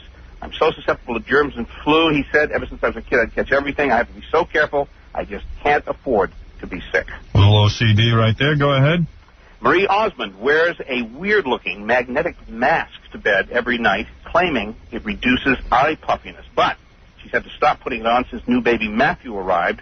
When the kid wakes up at night, he takes one look at Mommy's scary mask and starts screaming like hell. Sorry, Marie, meant to say heck. Nice. Number 4. And the 4th item, Jennifer Love Hewitt, a big believer in aromatherapy, lit a bunch of candles in her dressing room to ward off headaches and stress, but ended up with an even bigger headache when smoke set off the fire alarm. Security guards poured into the room with extinguishers as the party of 5-star frantically fanned the candles with a pillow. I mean, she's a girl. Right. In a futile effort to clear smoke away from the sensor. She has promised now to cool it with the candles. All right, let's see what we have here. Jennifer Love Hewitt, you like her, Evan? Yeah, she's nice. You do? Yeah. You haven't made love to her? No, I haven't. Surprised you haven't banged her yet. She would probably go out with you, though. Yeah, I would You're a think rich so. guy. Yeah, you're rich. Carson Daly. I don't want You want to go out with him? No, thanks. I think you He's would. on his territory. All right. Drew Barrymore, first story, goes into the Pleasure Chest, gets a bullwhip and says, tonight we're going to have something different. Austin Powers, Mike Myers, seems to have a little bit of the obsessive-compulsive in him. Down the restaurant with a towelette. And Marie Osmond wears a magnetic mask to bed that scares her kid. And Jennifer Love Hewitt is into aromatherapy and almost burned down the whole goddamn building. What's the fake story? What is the fake story? Come on. Go ahead. I think the Jennifer Love Hewitt story is fake. Why? Well, because I don't see how something like that ridiculous could actually happen. What, aromatherapy could set off the smoke alarm? No, fanning it with a pillow when it caught on fire. All right, there you go. Girl. Evan says What that... does that mean, Mike? She's a girl. She's a girl. I got in trouble for that remark at the paper. It was like, I said, it's a joke. Come on. Very sexist. Robin, come on. You always seem to know so much. Always. Robin has been on a roll lately. And this week, these all seem like they could be true. But I'm going to go with the Marie Osmond mask story. Why is that, Robin? I just think that this was one of those things somebody saw on a, infomercial, and they decided to make up a story with it. Jackie? Once again, I hate to agree with Robin, but I think Marie Osmond could scare the kid without the mask. Really? And I think somebody just added the scares the kid thing to it.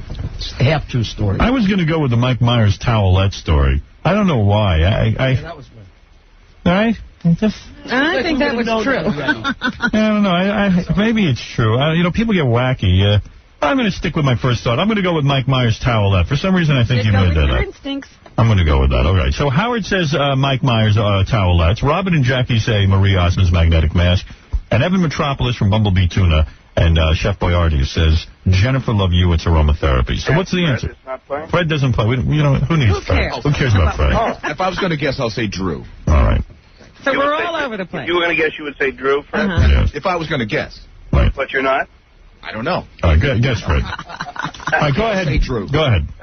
What is the false story? Well, the false story, amazingly enough, is Drew Barrymore.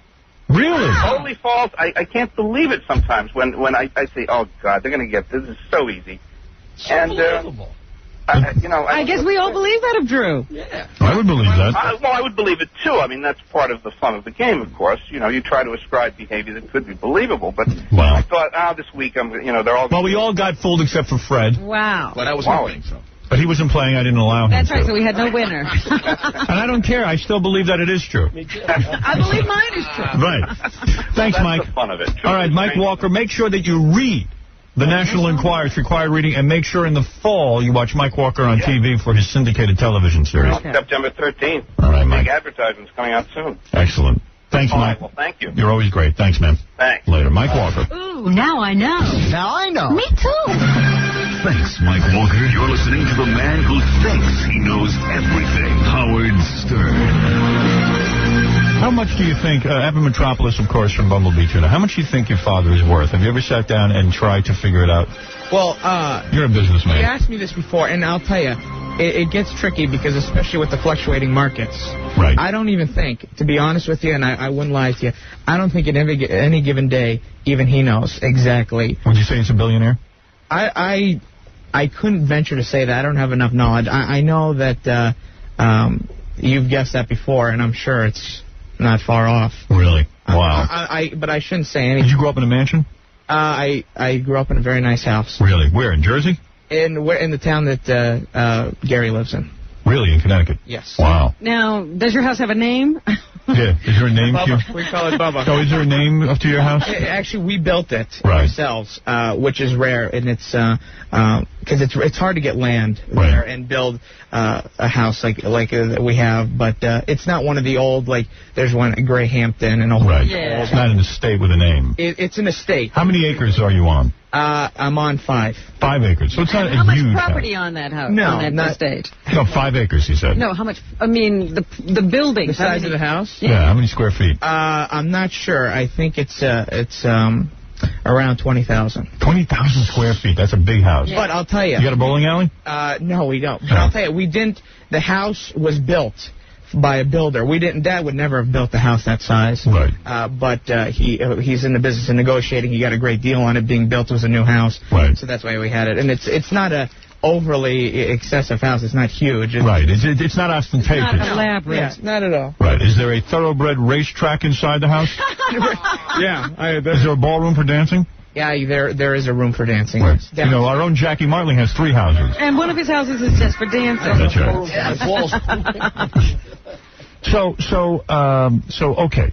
Right. So growing up, you got to figure your father's close to a billionaire, and he always groomed you. Are you going to go to college? Are you going to waste time with that? Well, see... I mean, why bother? Well, you know, everybody told me, I had that mentality. Everybody told me, though, college is so much fun. I mean, so you just want to go for the fun? Yeah. No reason to go there to try to figure out how to make a living. Yeah. Can you just be graded on partying? Right. Well, that's what I'm majoring in, is Budweiser, or Heineken. Right. But no, actually, everybody said college is just so fun. And college is 4 years of beer and poontang. But you're having that anyway, right? I mean, you are having no trouble getting girls because of your association with Bumblebee and the money that you make. I mean, yeah, and I'll tell you, basically, we can get into that too. But I'll tell you what I'm doing now. You have a private plane you can take girls on. I mean, it's not hard. I wonder how he did the prom. Yeah, prom is fun. We should take the kid over to Scores today. We're going. Oh, stop. I think I'm legal now, aren't I? Are you 18? Yeah. I can take you. I think so. And is that legal at Scores? Yeah, I think so. I don't know. Maybe you got to be 21. I don't know. I'll check into it. We'll check. You know, you're having too good a life. You don't need. But I want to know, prom. Who'd you take? You take a star? Actually, I went to a couple proms this year, and actually, I went one prom. I took Jennifer Aniston's cousin. Really? Now, what do you mean you went to a couple of proms? Why? Well, because I have a couple. There's a junior prom and a senior prom at the high school. Yes. Then I grew up in Vermont. I grew up in Stowe, Vermont. Right. So when I was younger, and a lot of my good friends live up there. So I go to the prom up there. Right. And it's the last couple proms of the high school. Right. So So you have to hit all of them, and they're all within like 1 month. Too. And all these girls, you flew to them and you take them out. And, yeah. Right. Did you ever chop her to the prom? And you were dating like a 30-year-old woman for a while, right? When you were underage, when you were like 16. Well, I was, I don't know. Well, you travel in circles with older people. Don't know how to handle I travel in circles with older people, and, I hope that I'm fairly mature for my age. Oh, yeah. And, sometimes... The fact that you don't shave is no big deal. That's all right. Right. But I did have actually my first girlfriend who was a teenager I had this year who was 17. Right. And it was nice, but I just tend to click more with mature, people, more mature adults. But I do, So what happened? Your first girl that you banged was 30? No. I don't remember. Oh, come on. I don't remember her age. I don't remember. I don't believe that. When did you lose your virginity? How did you meet your first, it was an older woman you lost your virginity to, though, right? I'd imagine so. Yeah, how'd you meet this woman? When I was in Los Angeles, I just met her at a party and was, I don't know if it was, I don't want to get in any trouble. No, don't get in any trouble. So, but she was an actress? Girl. Yeah, I think she was, actually. Really? Yeah. You think she was? I don't think she was winning any Oscars. Right. She was, I think, she had done some... was she married? No, single woman. And you don't remember her age? I don't remember her name. But she was much older. You don't remember her name? I swear to God. Really? Yeah. You don't remember her name, and you met her at a party, and you just ran into a room and had sex with her? Well, something along. Not really. Did you date her for a while? No. That was just like a one-night thing, huh? Yeah. Right. I don't believe any of this. And wait a minute, I'm not how lying old to was you. he at this time? Come on. Around 16. 16, yeah. I wasn't early. And now you're getting tons of chicks, right? I date often. Nice. Man, that is so great. You went with Jennifer Aniston's cousin to one... Right. I've known her for a long time. Prom. Right. Yeah. Hey, Gary tells a great story about Evan. What? Because Evan's dad lets him run Bumblebee and stuff. And then he got Chef Boyardee. And Chef Boyardee and Golden's Mustard lets him run it. But Evan, just a kid, the old man's smart. This guy's no dope. He figures, hey, the kid's young. I'm going to let him travel with a lawyer. And whenever the lawyer hears anything odd coming out of Evan's mouth, like a kid stuff, the lawyer takes care. The lawyer takes care of stuff. The lawyer will jump in. So you got rid of the what was that? The tutor? Yeah, the tutor's long gone. Yeah, the tutor's gone. Yeah, because they always have somebody traveling. Because Evan's still a kid. He's got a companion. No, I actually I could have come up here by myself, but after you had to go to work and. No, I don't know, but there's always a guy who travels with you to make sure that you don't say anything too dopey. Right. Yeah, so what happened this time? He was being interviewed for this magazine. They were doing a feature on him about young people who make a lot of money. Right. So he's sitting in there and he's talking about how the interviewer said that there's a guy that sits with him during the whole interview. Right. And he even says at one point during the interview, it looks like the guy's almost falling asleep. Right. And then Evan's saying a lot of different things. And at one point, Evan's talking about that he's thinking about getting into the movie business. All right. And he says something like, yeah, I'd like to work with Will Smith. He's a pretty good actor. And I said, all of a sudden the lawyer, his whole body just lurches forward. He jumps up and he goes, pretty good actor? And Evan goes, excuse me, I mean an incredibly good actor. We may want to work with him in the future. How do you even find that article? Oh, that's funny. Yeah, that's good. I don't even know. That's good. So the guy will keep you in line. Well, because, when you do a show like this, and it's a very touchy situation my age, I don't think I'll have a title until I'm 40. Right. But, it's hard to prove yourself because you're the son, but yet here you are, you're out there doing it. That's why I'll tell you, I went and worked for a great group called Bankers Trust. Okay. Now merged with Deutsche Bank in London. Yes. And I was living in London since... Is that what you did after high school? Yeah, I graduated in January. Right. And I moved to London, and I got a job at Bankers Trust in the Mergers and Acquisitions Department. Right. And, because I wanted to get some things that were away from, the whole group and the family thing. Right. Get your own experience, get something under your belt. And show people you could do something do other work outside. Right. But, when you do shows like this, it's a public company, National Home Foods. Right. And you got to make sure that legally, you don't want to offend anybody, the investors, or lead the... You got to watch your step. Yeah. Right. So, you can't be Howard Stern. You can't be a shock owner of these king companies. Of media, I like to prefer to it. That's right. Hey, Howard. Yeah. I do have one other funny story. The first time I had to take a meeting with Evan, because you don't do meetings anymore. Right. He was 16 years old. So we go into this big meeting, and Tom, our general manager's there, and our general sales manager, and then Evan's got a bunch of people with him who are like middle-aged guys who are, you know, older business guys. Cool. So while we're sitting there, Evan's talking about a variety of things, and he says to me, by the way, are you guys back on the air in Dallas? And I said, no, we're not. And he turns to some guy, and he goes, check and see if we own stations in Dallas. And some guy, like, flips open a book and, like, writes it down. Writes it down. That's nice. Yeah, I remember that. That's good. That's funny. Yeah. Tell me if we have anything in Dallas. Maybe I'll buy a station there. That's cool. And then these old guys just sit around and write down everything you say. Well, that's cool, man. You know, you can't have a normal. Have to report back to him. So you seem like a pretty good guy for having that kind of life. You know what I mean? That's what I strive for. I'm not. I don't get. You're not a dick. Well, since I've been on your show, right. Let's say that 2 years ago, I've been on CNN. Right. All because of you. Thank by the you. Way. Yes. I'm very loyal to Howard Stern. Thank you. And I think I did the David Letterman show. Right. And I think... Well, Letterman hears stuff on here, and then he lifts it and puts it on his show. I know that. Okay. He admits to it. I heard that you were maybe upset, and I was very... Not with you. Not with you. Because I was, you know, just plugging the product. No, I wasn't upset at all, actually. I don't know. Who told you I was upset? I wasn't upset at all. No, someone said that they heard you saying... No, not at all. And you're friends now with Chelsea Clinton? How did that happen? Well, I guard that's a topic that's very difficult to talk about. I mean, you're a real friend. Are you banging her? No, no, absolutely not. Like she calls you on the phone and talks? Absolutely. Well, I've talked to her before. I've hung out with her a couple times. But how did you meet her? We have a mutual friend. Right. And but she guards her privacy very. Yeah, with her man. Howard, you know what the deal is? I think. What? You know, of course, Evan Summers up at Martha's Vineyard. Right. I guess Gary knows that.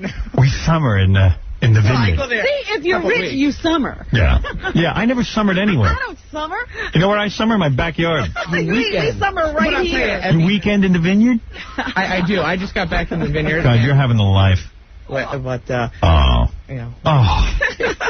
I salute you.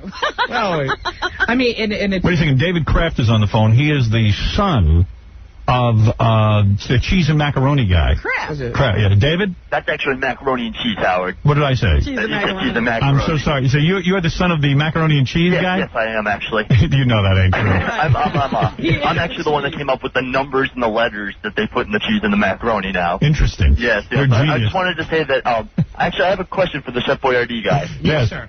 Who the hell is the guy in the can with the mustache? That would happen to be the chef. That is Chef. There was a chef. But It was a Chef Boyardee. he makes all the meatballs and stuff. Yes, he's very good at that. Wow, that's pretty cool. I love Chef Boyardee. You know, my mom used to be so insulted. My mom's a good cook, but I would rather eat out of the can. Give me gas more than anything. Well, any good meatball would give you gas, of course. Hey, can you make me the chef on the can as soon as your father dies? I made you the guy on the tuna can. You did? Which is, yeah. Remember, I'm sure you don't remember. No, I mean, I really want to be the chef. I want to be like I just want to put on a chef's hat and be the guy. Yeah. What's your father? I know you can't do it while your father's alive. But we can run the I can company. do it when my father's alive. You can. I can put you, yeah. You're telling me that tomorrow that every can of Chef Boyardee could have me as the chef. I'm saying give us time to develop the packaging tomorrow. Let me tell you something. That would prove to me that you run the company and that your father gives you autonomy. Well, let me tell you, you have to do that with your agent first. No, I don't care what my agent says. I want to be. Really want to do? Yeah, I want to do it. Seriously? Yeah, I seriously want to be the chef on the can. I don't make promises. Yeah, go ahead. But I will definitely think that's a feasible idea. All right. Okay. I will definitely think that's you know, you're already talking like an executive. Really? Yeah. We'll look into it. I guarantee you. But start a committee. I guarantee your old man won't allow it. He already knows how to say no without saying no. Committee. Right. Start a committee. It's still under discussion. All right. So you got to be friends with Hillary Clinton by summering at the vineyard. Not Hillary, Chelsea. I mean Chelsea. Again. She guards her privacy. Yeah, really. So do you hang with, like, you go to parties and stuff? Or parties with Chelsea. Yeah. You have. Run into. And what kind of kid is she? Is she nice? She's a wonderful. I was very surprised at how wonderful and grounded she is. Really? I think she's more grounded than her parents. That's what. Yeah, she seems to be the one who's in control. She's really cool, very smart, and very down to earth. And now, when Chelsea's father met your mom, did he hit on her? They never met. They never met. Smart. Keep your mom away from her. Well, you might find this interesting too. We're Republicans. And I believe that. Are you courted by politicians? I have worked for Senator Dole, and I meet with Newt Gingrich frequently. You meet with Newt Gingrich? Yes. And the marriage is breaking usually up. But like when he would meet with you when you were 16. Actually, if he remembers when I was 16, because he meets a lot of people, but I used to, at the 1996 Republican Convention, I did some projects directly for him and Senator Dole, but I meet with them constantly, and I actually work. Have you met George W.?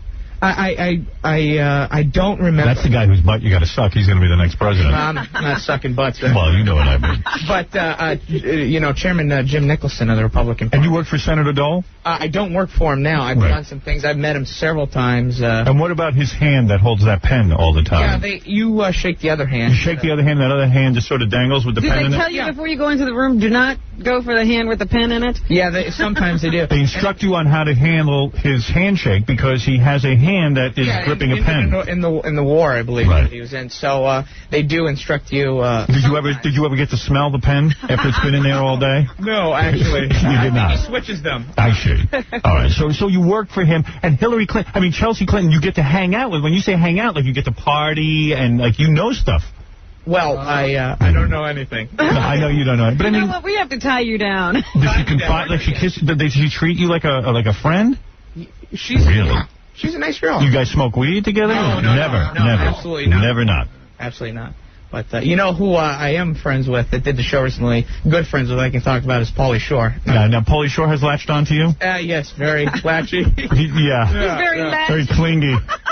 very. So he latched onto you, and what do? You fly him around on your private plane? I wouldn't say that he latched onto me, but I did go to Greece with him. And what do you mean? You and Pauly Shore went to Greece together as friends? Summer. Yeah. Because he's like 35 years old now. He's 31, but he looks like he's 48. Yeah, right. And he likes to hang around with like a 17-year-old kid and go to Greece. It's funny, yeah. Well, don't forget, you know. Do you bring chicks? There's usually girls around there. Wow. Yeah. Wow. I know Pauly gets a lot of girls. Pauly does extremely well. He's had a girlfriend for like 6 months now, and she's a very pretty girl. Really? And you hang with him? Yes. See, when you're rich. You can hang with him? You can hang with Pauly Shore. And you say you met Bo Derek, too. Yeah, Bo Derek, I haven't seen her in a while. Right. But you think there might be a romance between you and Bo Derek. You say you can hook up with her, right? I said that? Yeah. What are you talking about? Please. You did. Yeah, well... No. You think that you might be able to get her?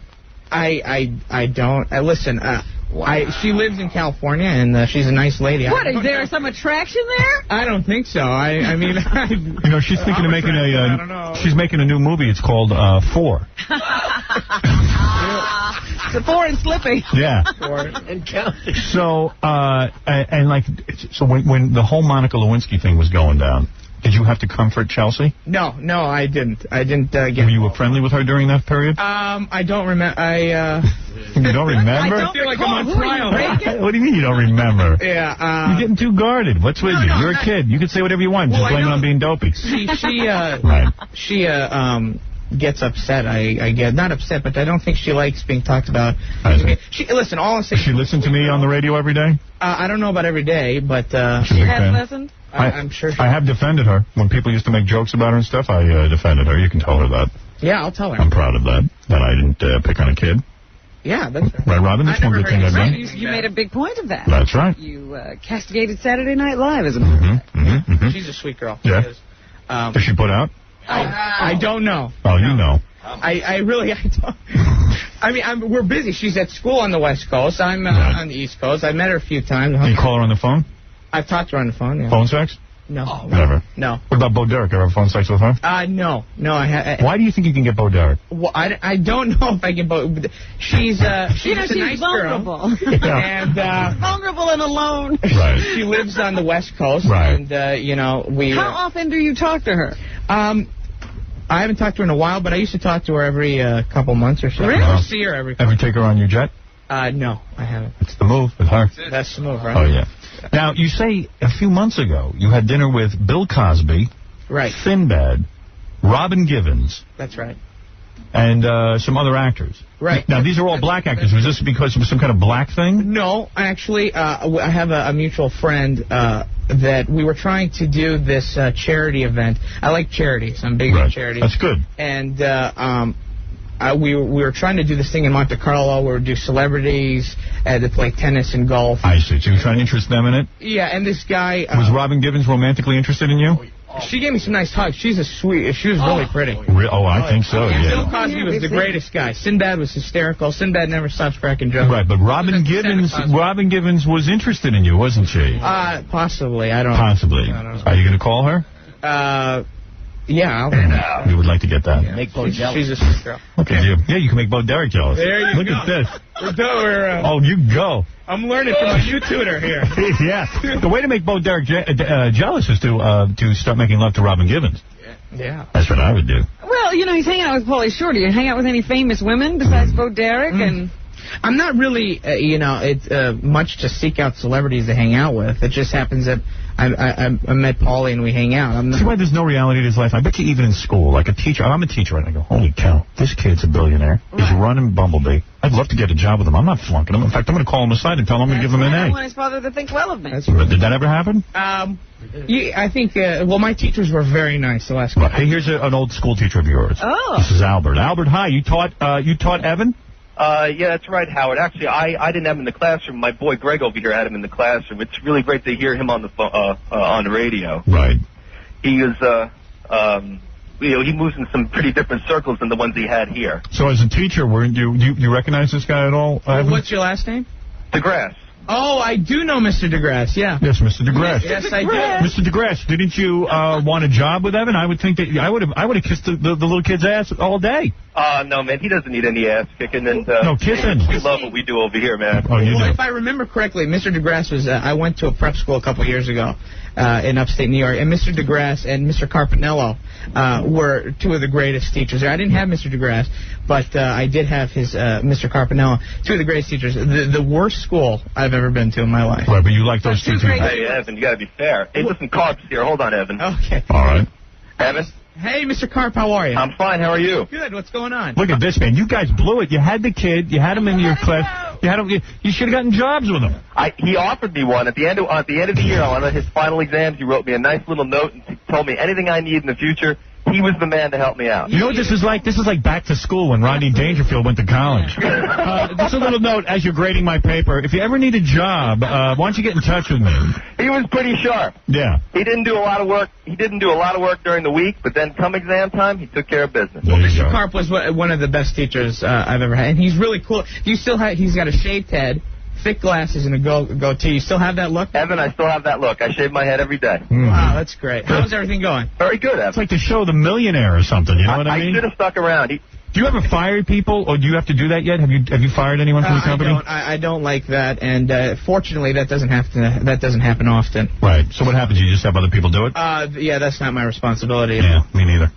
How would you like to get fired by a 16-year-old? That doesn't happen. Yeah, I go around pretending like I'm just one of the workers here. I'll tell you, Howard, when he was here, yeah, he thought that I have to tell you that he thought he was a member of the staff.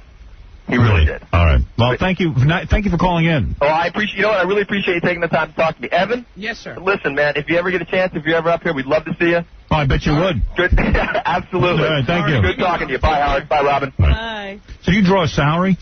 I don't draw a salary. Again, I didn't want a salary. Right. And it's not. Why cause controversy within the company? You know, here is this teenage. My role is a good role where I get to learn and make a difference in the company. I have the chairman CEO's ear, which is my father, right? And bounce great ideas, and for 100 ideas, good ideas, one may work, and that's my job. Make it, and one of the first things I did was advertise Bumblebee on the Howard Stern show. Right, Who that was a good idea. What a success! That's right. That would be. That's right. So why upset people, draw a salary at such a young age when I don't need. So what do you do when you need money? I do. I have made money on this small film that I made a couple years ago, and there's enough to go around. But what film did you make? I made Titanic. Yeah. This small film, Titanic. I mean Jimmy Cameron. So what film did you make? With I have a couple partners on the West Coast, and it was a good way. Everybody I think wants to get in the entertainment industry, but it's tricky. But what? Howard. Yeah. He's being modest. It's a David Carradine movie.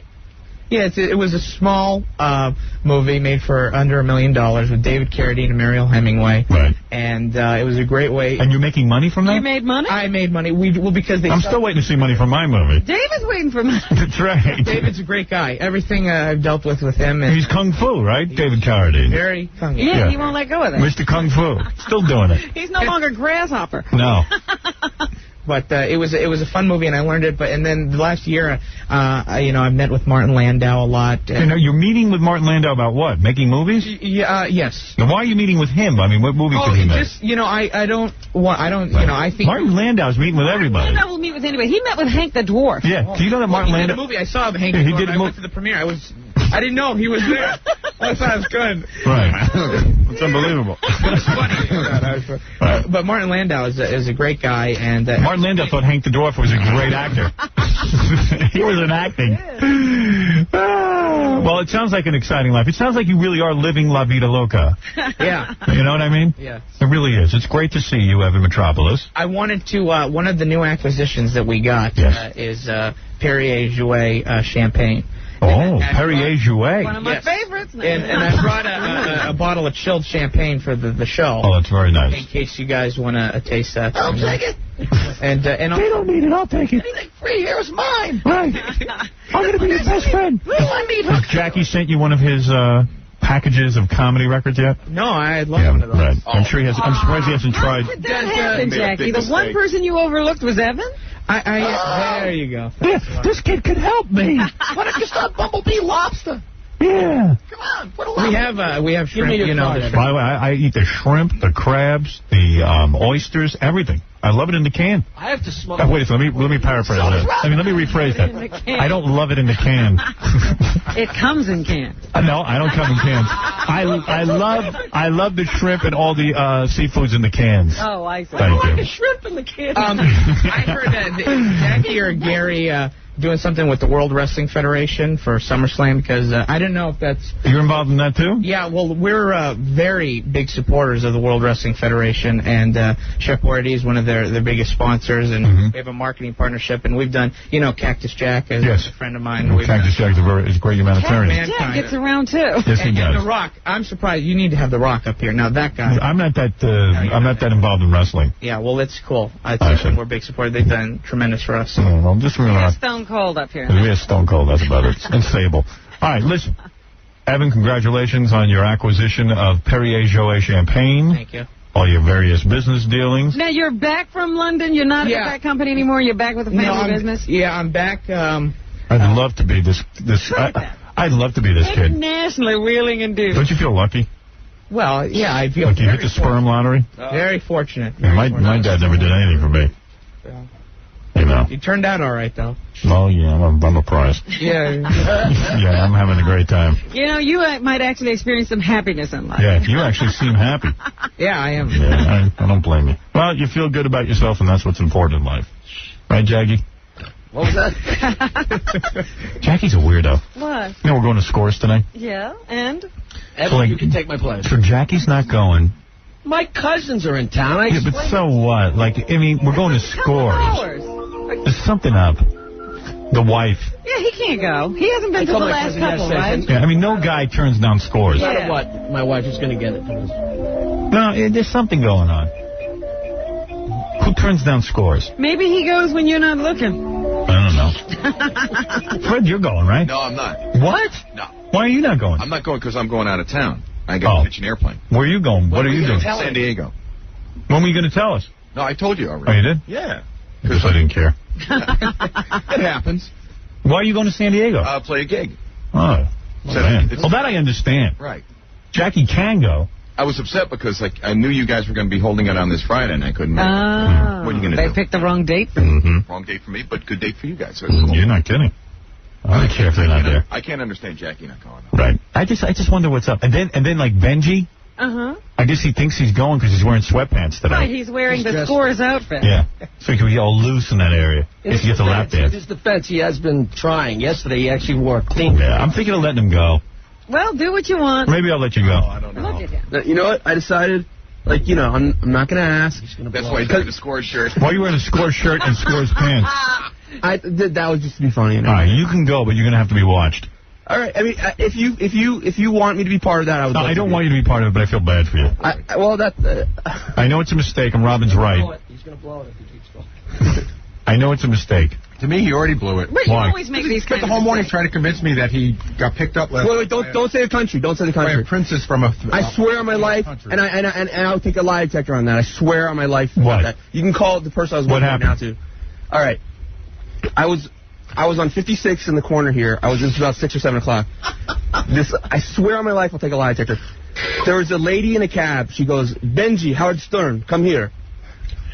Marianne, who should be in here with me. Wait, I swear on my life, she's a very important princess in the Middle East. Important. She wants to meet with you. No princess in the Middle East is important. She watches you in her country on satellite. I swear on my life, she wants to meet with you. She'll say to prove it and everything. She'll have her lawyers meet with you.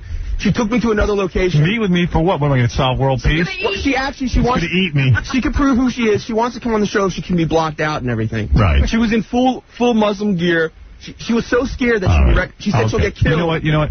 Luckily, she saw Benji on. That is such a lie. I swear on my life. And you ever hear me swear on my life about things? I swear on my life. I threw him out of my office this morning. Give me any lies. Tell him to leave. He's in the middle of the story. I said, get out. He goes, Gary, I swear, I never said, get out. Gary, that kind of thing do I ever lie to you about? You lie about everything. Gary, that kind of thing do I ever lie to you about? Yes. Yeah, this is exactly the kind of thing you would lie about. Gary, haven't I always told you, like, in the back, like, okay, this is... So what happens? You're going to go to Scores? If you okay, I want you to be part of it. Go ahead. I will monitor him. Bring the princess. Right. I swear on my life about the princess. She wants to... You know, Evan's like, he can't believe it. No, Evan is staring at Gary's mouth. It's unbelievable. You've been staring. Tell the truth. You've been staring at Gary's teeth. No way. Did Gary do something different with his hair? Yeah. I like it. You like it? You think it looks good? It's a freeze frame. Hey, Gary's hair doesn't look good. Don't encourage that. Yes. I can raise $1,000. You want to raise it? I'm not. A million princesses. There's about $2 billion in the whole country. I believed it. Okay. Right. She said she could get killed, but that's the way the really she wild. She get killed for wanting to meet with me? What? That's the way those girls are when they come to this country and everything. They get wild and everything. I don't think that. I know. I met some. So she wants to meet with me about what?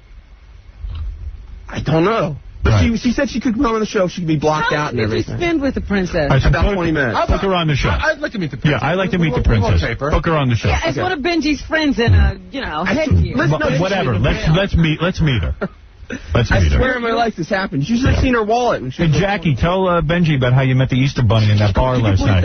Bleep that. Bleep what? That you met the Easter Bunny? Everybody thinks he's fake, and he doesn't want word to get out. It's possible someone was messing with me, but I'm telling you, this is what happened. All right. You know how weird Benji is? When he look at Evan staring at Gary's teeth. No.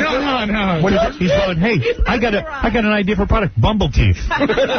Bumble teeth. Take a bite out of overstuffed right. Face of Garrett. Yeah, big teeth. When Benji first started working for us, like once in a while we'd need people for the show. Like we might say, I need a guy who's got one leg and one arm and have to be missing in a weird order. Right. I bet you go, I'll take care of that. Yeah, I know the guy. The next day he would come back with somebody and I would say, Benji, how'd you know that guy? And he goes, I didn't. I just walked around Manhattan until I found somebody. No, nice to people. This person called me. So why are you wearing sweatpants? For Scores?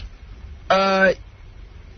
Right. If in the case, like I said, if you want, I've always wanted to be invited because you said you. And you're going to be able to behave, and you're not going to act like a wacko. Of course. Here's the key, Benji. Here's the key.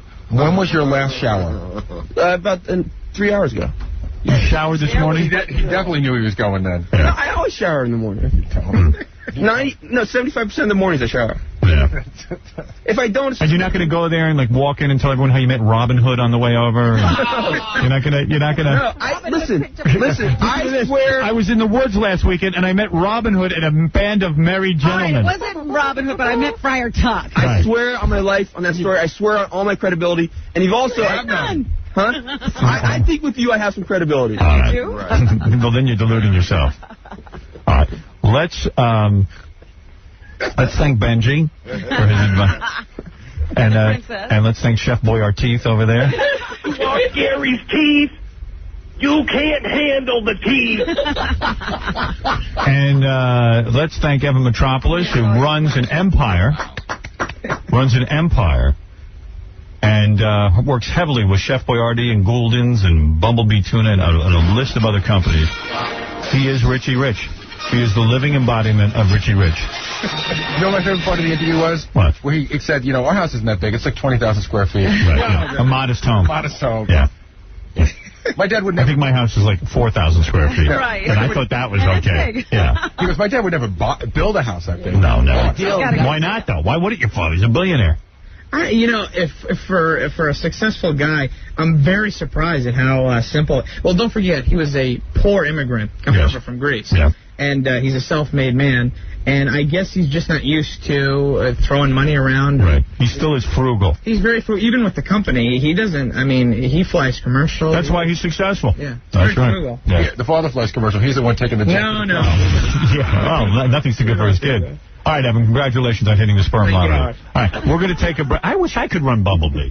You can. We'll make it. Let's go. Really? Are you serious about the face on the... Yes, I would like to be the face on the can of Chef Boyardee. Okay. Yes. Forever? Indefinitely? Forever. Indefinitely. Yeah, I would love it.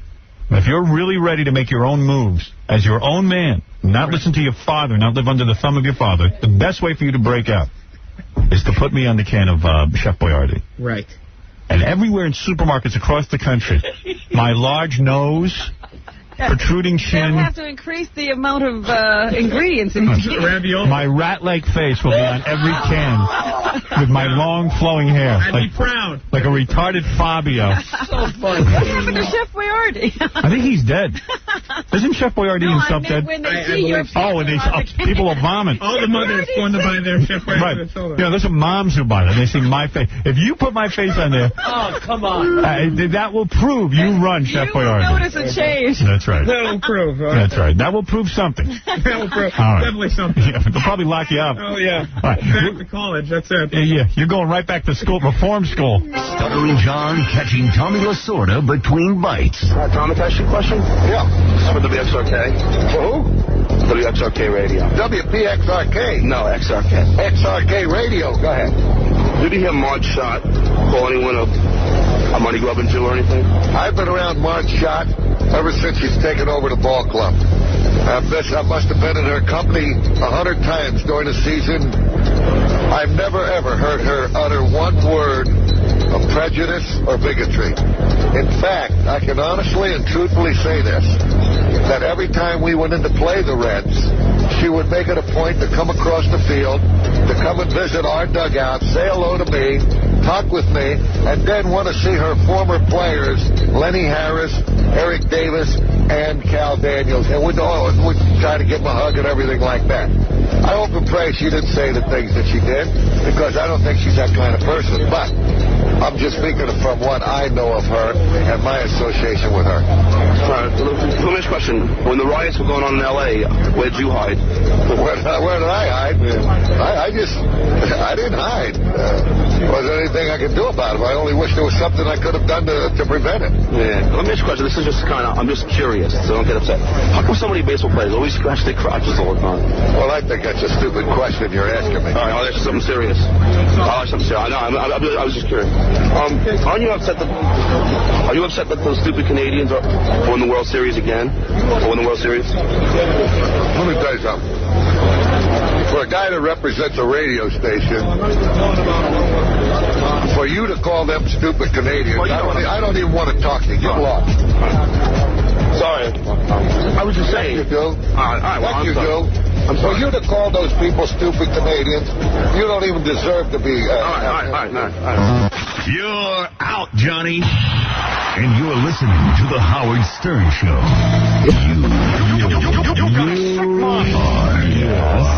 Yes. Listening. Oh, Christ. This guy's good. You're listening to The Howard Stern Show. Jackie Penthouse Show page Martland, his very dirty 79-minute CD, Hot Dog and Donuts, is only $12 for $4 U.S. shipping. Call 1-800-323-KING. His 3 Oleo CDs are stacked high at all Coconuts and the Warehouse. For new jokes and filthy 3D joke man, visit jokeland.com. I'm doing good with this Ebonics. I'm learning how to speak Ebonics. Well, without the record or recording there, tell me something. No, I'm not fluent yet. Don't. I'm working on it. All right. Your body makes me hot. Your body is booming. She's got a nice butt. She got ass. Let's have sex. I'm fixing to knock your boots. Or? Let's slap some skins. Or? Let's go through the motions. See, this is good for white guys like me. So I can learn about, money, how to get money. Commerce. And sex. Everything on this tape is like, give me some sex, give me some money, or give me some dope. Can we have sex? Can I hit? Or? Can I get the skins? Or? Can I bone? Would you like to have sex? Let me get a little something. You may want to use a condom. You better check yourself before you wreck yourself. I have a $20 bag of the best marijuana and a pint of cognac. Do you want to get stoned and all night? I got a dub sack of Doja, a whole thing of yak. Do you want to kick it at my Speezot? Yeah. Do you want to kick it on my Speezot? What's the Speezot? I followed everything else. That's if you want to F all night. You don't understand. I've been doing the whole tape. I worked up to these. I called 1-800-247-3747. I got my Ebonics tape. In a minute, you're going to be meeting Flo and Rick. She wants implants. Rick doesn't want her to. She's a gorgeous black woman, and he's like an older white guy. I guess maybe he's afraid she'll get too attractive and somebody will steal her? From what I hear, she's pretty attractive already. That's what I'm saying. Maybe he's having enough trouble holding on to her now. I'm going to say, I'm going to ask her if she wants to kick it in the Speezot. You want to kick it in your Speezot? Hey, I want to mention something. All television now is consumed with this guy shooting people in Atlanta. And the whole rap is, oh, my God, isn't it horrible? All this day trading that's going on the Internet and all the stock exchange and causing people to invest and lose money. And then when they lose money, they go on shooting sprees. This maniac who... This one guy. I mean, there's tons of people who invest in the stock market. They'll go on shooting sprees. And this guy evidently they think he killed his wife and kids like 6 years ago, but they couldn't prove it. No, it was the mother... Mother of the children. The mother-in-law and the wife, the first wife. Yeah. And he was capped the kid. And he was the prime suspect. Well, he capped the kids this time in this murdering spree. But he kept the kids. Yeah, but I'm saying he capped the kids this time. All right, because I think we're getting everybody confused. Now, this time when he went on the shooting spree, he shot his new wife. He's bludgeoned his new wife. He bludgeoned her, whatever. He beat her to death, and he beat the kids to death. Oh, he did? Yeah. Oh, he's real angry. Man. Shot himself. Yes. And they say, well, he did badly in the stock market the last couple of days. I'm like, no, he's a mass murderer. Come on. I tell you, the mayor said we may never know all the reasons for this. Yeah. I know all the reasons. The mother effer's crazy. That's right. Shoot him in the Speezot. You dig? I want to mention something because, once again, I am right. My information yesterday was accurate. My opinions are always right. And I really am brilliant. What happened? I came down for 20 minutes yesterday on Dr. Laura Schlesinger. Whatever her name is. The know-it-all. This is a horribly despicable animal, Dr. Laura Schlesinger. I first heard of her. I never even heard of her until she started using my name. She couldn't make a television deal because she didn't want to work for the same company as Howard Stern. Hypocrite.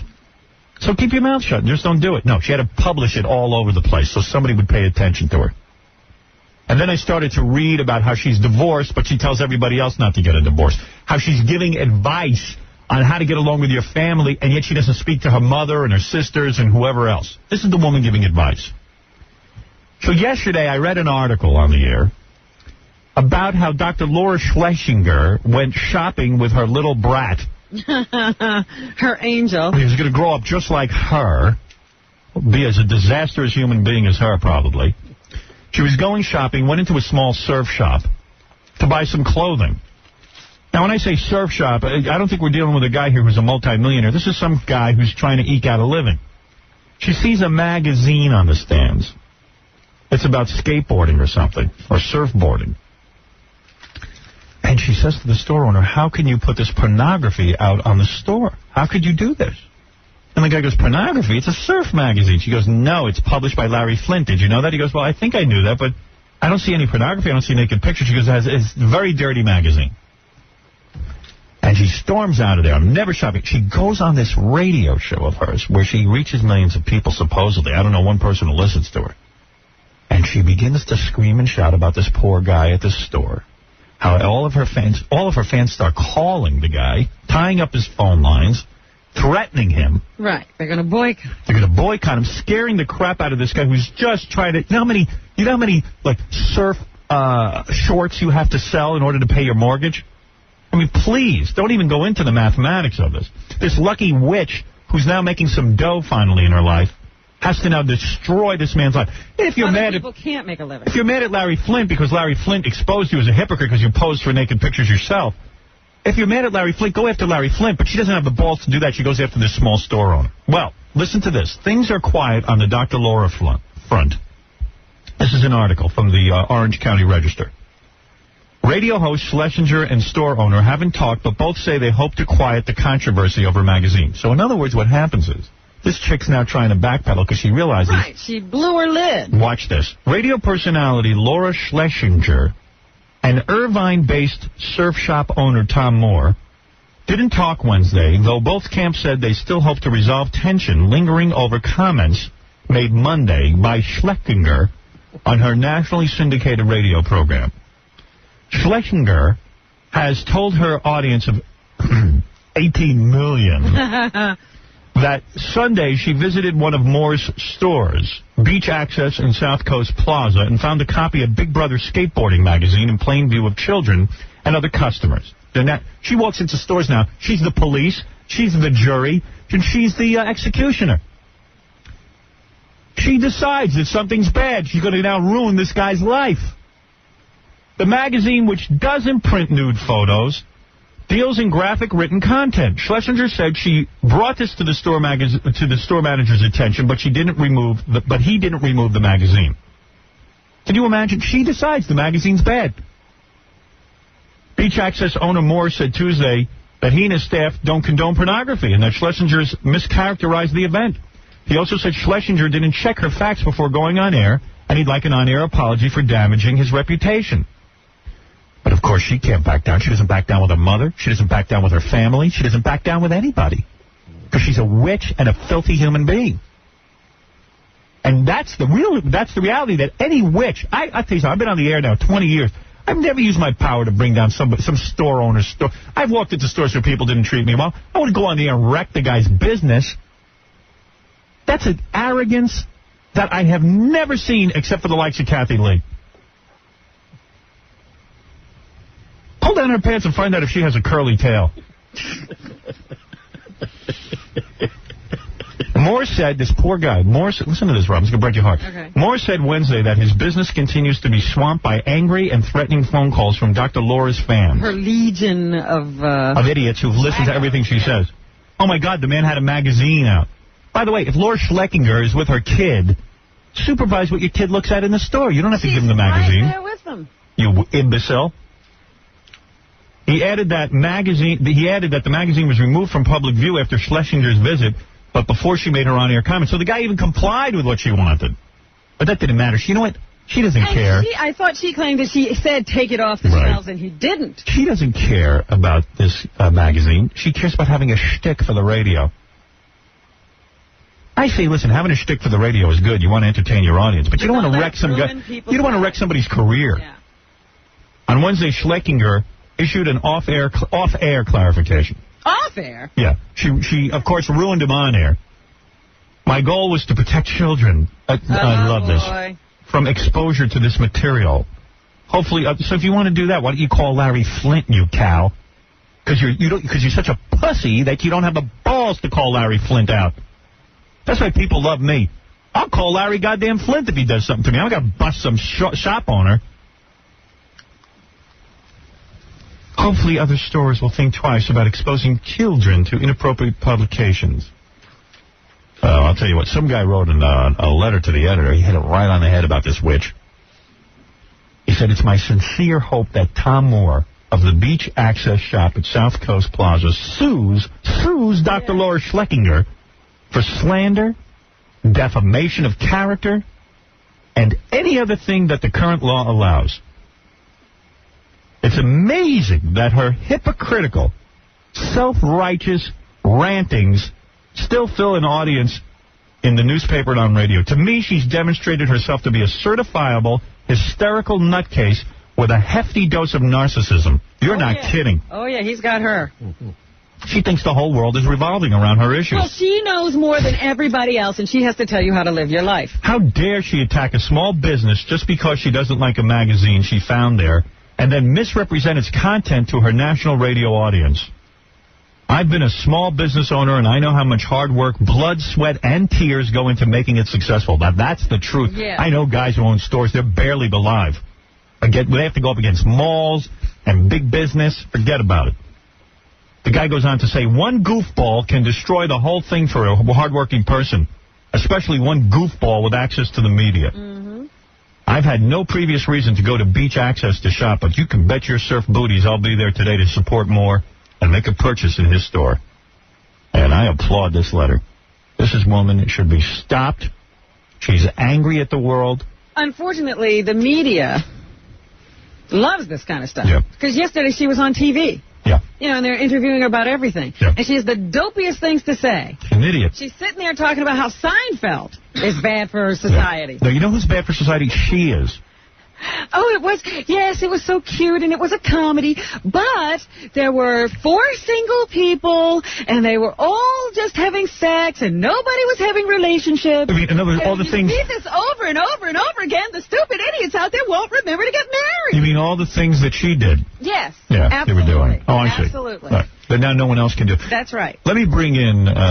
Seinfeld is bad for society. Yeah, well, enough said about her. She's a witch. Catherine Cryer was interviewing her. She looked at her like she was nuts. Flo and Rick have an interesting relationship. Flo is a gorgeous black woman. Rick is this old white guy. And she wants implants, and he doesn't want her to get them. Okay. Come on, baby. Let me practice my ebonics while they're walking in here. Your body makes me hot. Your body is booming. Your body's booming. Let's see this broad. Whoa. Wow. Look at the size of her. Hey, baby. Your body's booming. You know what that means? Your body is booming? Let me see if I can... She's got a nice butt. She got ass. You got ass. You got ass. Howard, you're so crazy. I'm not crazy. I'm telling you, you got ass. Hi, Howard. Let's have sex. I'm fixing to knock your boots. I'm fixing to knock your boots. I'm fixing to knock your boots. Do you know what he's talking about? Hi. I don't think she speaks Ebonics. Do you speak Ebonics? No, I'm Jamaican. Oh. Patois. Oh, you don't even think you're black. Do you hate American blacks? No. You don't? Yeah. Do you think they're lazy? Some of them. Yes. Yeah. See, I know. I grew up in a black community. Well, some of them are. The Jamaicans do not like American blacks. I like Robin. You like Robin? I have a crush on Robin. Who doesn't? All right, your boyfriend here is what? Is that a boyfriend or a husband? Is it your grandfather? You're a much older guy, aren't you? I'm 44. You're 44. How old is this broad here? I'm 28. 28. Yeah, I said there's a big age difference here. I'll tell you that. I knew that. Now, you do look like you have a lovely chest. I'm looking at you through your... No, I breastfed 3 kids off of these. Oh, you have 3 kids already? Yeah. You have them with this guy or a different guy? No, my Jamaican... A Jamaican boyfriend? Yeah. You have 3 kids with him? Yeah. But you're not married? No. Just a boyfriend?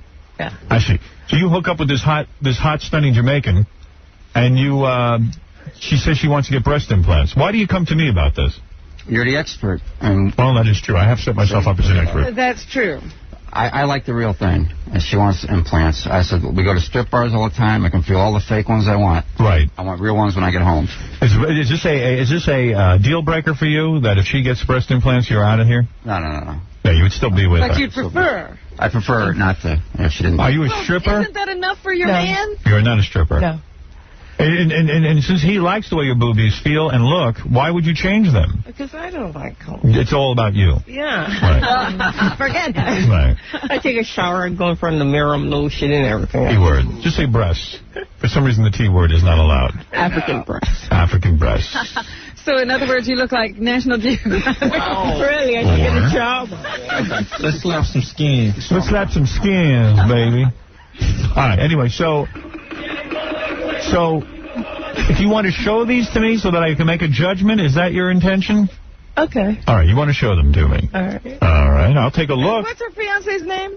Rick. Rick, Who cares? you think they're beautiful? Yeah, I like them the way they are. I think she looks very attractive right there, sitting there. She's braless. She looks fine, right? Yeah, the boobies look nice, but I think I know what she's talking about. They must sag or be wrinkly or some way. Let me take a look. All right. Let me see. Women have some very strange views on their breasts. I'll help you with this. Stand up so I can see what's doing. All right. This is perfect. All right. This is great. This is perfect. Right there. Stay right where you are. Go ahead. Go ahead. Take your time. That's it. Jackie, are you looking? Robin, I think you should look. You should help her out. This is a medical... Thank you. Dr. Martley. I think she's going to be fine. You do? Yeah. I'm looking at them through her shirt. They look fine. Let me take a look. Now, let me see. There is something wrong. I'm not sure what it is. What is Let me see. wrong? Turn around. Let's show Robin. There's nothing wrong. I'll tell you what's wrong. I know what she's responding to. Let me guess there is. Let me talk. All right, let me take one last look. Oh, my goodness. All right, here's your problem with your boobies.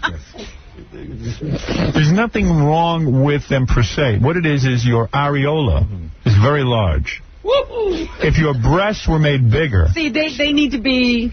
Right. Balanced. They need to be balanced. Most of her breast is covered with areola. Yes. And there's nothing wrong with that. Right. So what she needs is, yes, I understand why she wants a breast implant. Because she looks at too many of those magazines. Right. You want to look like the girls in those magazines. Right. Pull your shirt back on, please. Two phrases come to mind. Yes. National Geographic. Yes. And Shaka Zulu.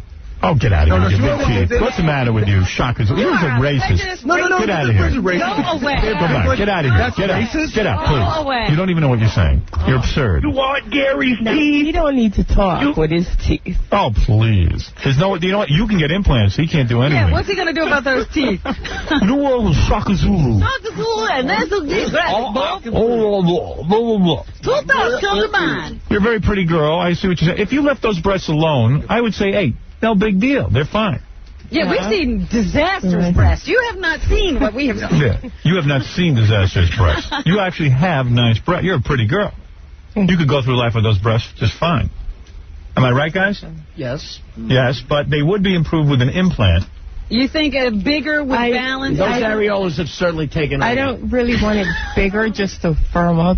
I would say 2/3 of your breast is covered with areola. Oh, my God. They are big. It's a big brown area. What the hell is areola? Areola. It's this big circle around the dark part. The dark part. That's what you're responding to. I kind of like that part. Well, forget about it. That's what looks odd. They're not bad. I mean, they're fun. I play with them. So what's going to... Very nice of you, Howard. Yeah. So what's going to be the next step? You're going to go out and get these things? Well, I want to. I see. So what's the deal? He doesn't want her to. I don't want her to. Is it the money? Now, do you understand? Now, do you understand why what I'm saying? What about you, Rick? Do you understand what I'm saying? That she would be more balanced. Probably all right. I think you're afraid she's going to be very hot with big breasts. I mean, that's attention. You're afraid of losing her. No, that doesn't bother me. No, I'm just into Rick. Yeah, you're into Rick. You'll be into Rick as long as until another guy comes along. No, I'm not really into guys that much. Really? Anyway, so. She dresses like this all the time, no matter where we go. In a sexy way? All the time. Right. So it doesn't really bother me. Mm-hmm. Well, let me say something to you. I'm with him. What? She needs to get them. No, I'm... Oh, no. I'm with him. Okay. Oh, you think she doesn't need them? No. I don't think she needs them. I think I know what she's responding If it's going to. to make her that happy, she he likes should that go part. with it. I think she just wants a little bit more firmness and a little bit lift. Yeah. Yeah. How was she in the sack, by the way? Good. Good, yeah? Well, I could take a little of that on. Why not? right? You can teach that a lesson. Actually, Sure, you could teach that a lesson. Oh, yeah. Too much woman. I would talk. You think I couldn't handle that?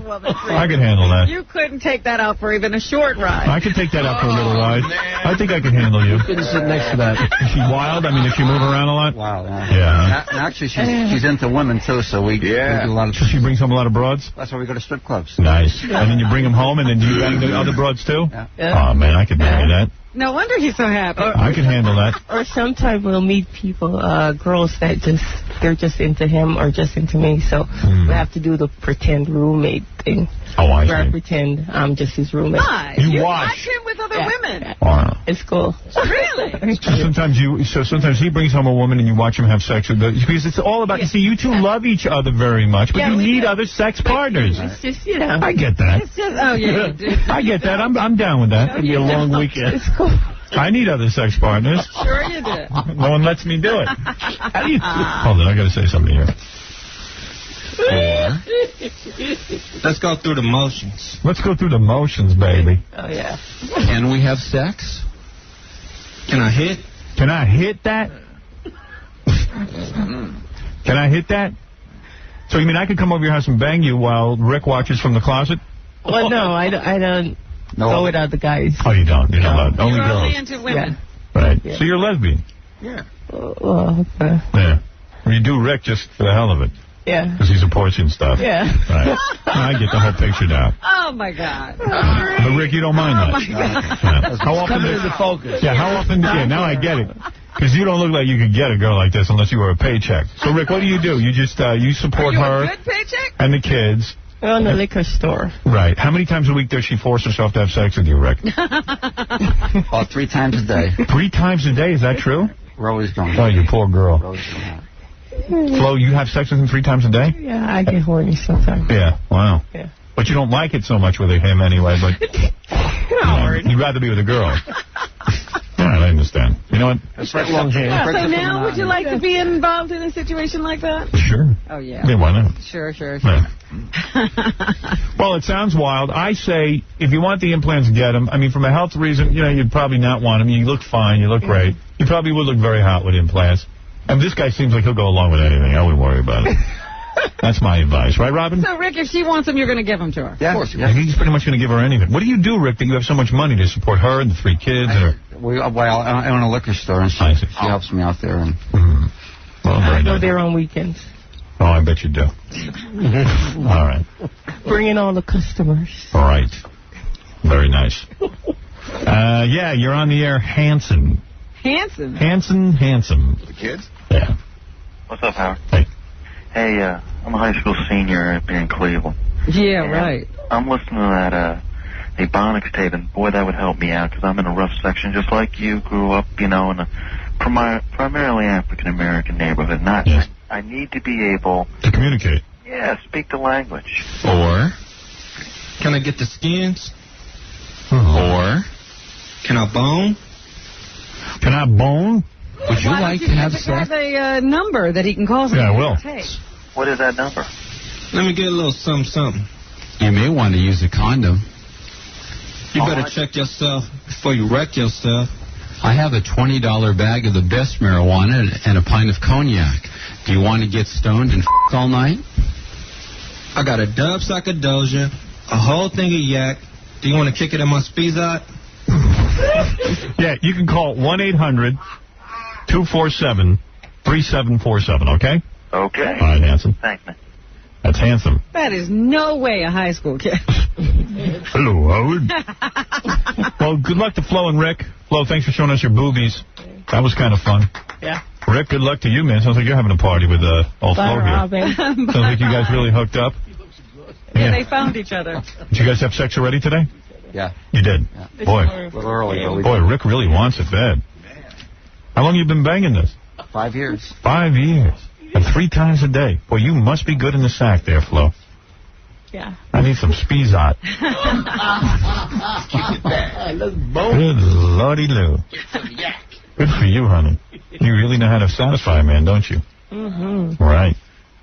Well, lucky for Rick. So, Rick, just keep making money, dude. She ain't going to put up with you unless you're making some cash. You know what I mean?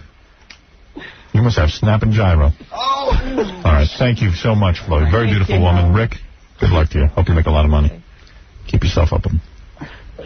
Make sure you have it. Rick, you might want to dye your hair. Honestly. Let Flo give you a makeover. Today. Yeah, like as soon as possible. Look at it, Flo. Look at that ass. Flo, why don't you take off your skirt so we see what's going on there? Oh, you would have? Yeah. Oh, take it off. Let's see. What do you got on there? Thong? Yeah. One back. Wait, hey, stand right there and take that off. Let's see what you got going on under there. Look at the size of that booty. I'm doing this because Robinson right there. You doing this for Robin? I don't care what the reason. Go ahead. Show Robin. Good ass. Yeah, I'll look, but let me see. Pull that dress up. Look at that. Turn around. Let me see your ass. Oh, that looks great. Oh, man. Fred, what's wrong with you? You ought to be a stripper. Something about those panties. Yeah, you look good. All right, bye, baby. Bye. Rick, show me your ass. Rick, take down your pants. Take down your pants. Pass the cornflakes. All right, baby. Do that speezot. Yeah. Yeah, baby. Your body makes me hot. Your body makes... Oh, that's English. Wait a second. Your body is booming. Your body's booming, Flo. Yo, yo, yo. Fine sister. God, I gotta get some of that black stuff. Yo, Howie. 5 times. Wow. I need black stuff 5 times a day. I need white stuff 17 times a day. I need Puerto Rican stuff 30 times a day.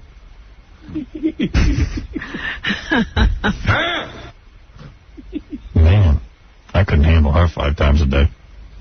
That'd be the end of me. He's watching from the closet. oh, my goodness. Marty. Yo. Yo. Yo, what's up, Howard? What's up? Hey, just want, first off, I want to say, love the show. I live in Pittsburgh. We just got it a couple of years ago. But I'm an avid listener, and, I just read some article in Pittsburgh how our ratings are going really big. Oh, yeah, they are. Yeah. There's like a couple of hometown goofs that are kind of... Trying to be me? Yeah. Yeah, well, that's the new thing, you know. Put on a couple of guys who kind of sound like me and make sure they talk about Pittsburgh a lot. Yeah, basically. Yeah, well, what are you going to do? Yeah, we got the Steelers, and that's about it. Right. But, actually, I read that Big Brother magazine. And she's totally full of crap because... There's no dirty stuff in there, is there? No. I mean, there might be the occasional picture of, like, panties. Right, big deal. Maybe a bra, yeah, right. But you see that in, like... She's trying to wreck this guy's life. And if you have trouble with the magazine, why don't you call Larry Flint or do a bad rap about him on the air? Yeah, totally. Yeah, because you know what? Larry Flint will flatten her like a pancake. See, Larry Flint's got balls. What I was thinking is you do the same thing she's doing, but you say... If you think she's full of crap, go to the surf shop and buy something. Yeah. All right, man. Cool. That's what I'm saying. Later. I don't know what you're saying. I want some Speezod. No, I think Speezod is where you go. I don't think you're understanding your tape. Ah, come on, Romy. All right, listen. I want to know about his wife. I want to know about his parents. I want to know about his gambling problems, his urine samples, his porno rentals. You're listening to The Howard Stern Show. Coming up the news, we're going to tell you everything that's going on. Because you need to know. And then I get some other stuff, too, I got to talk about. But, you know, give us a sec to regroup.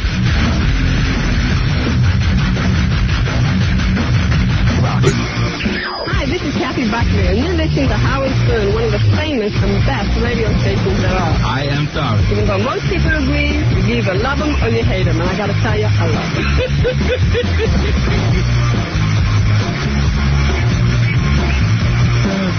The Cedar. I told you about that. I told you about that.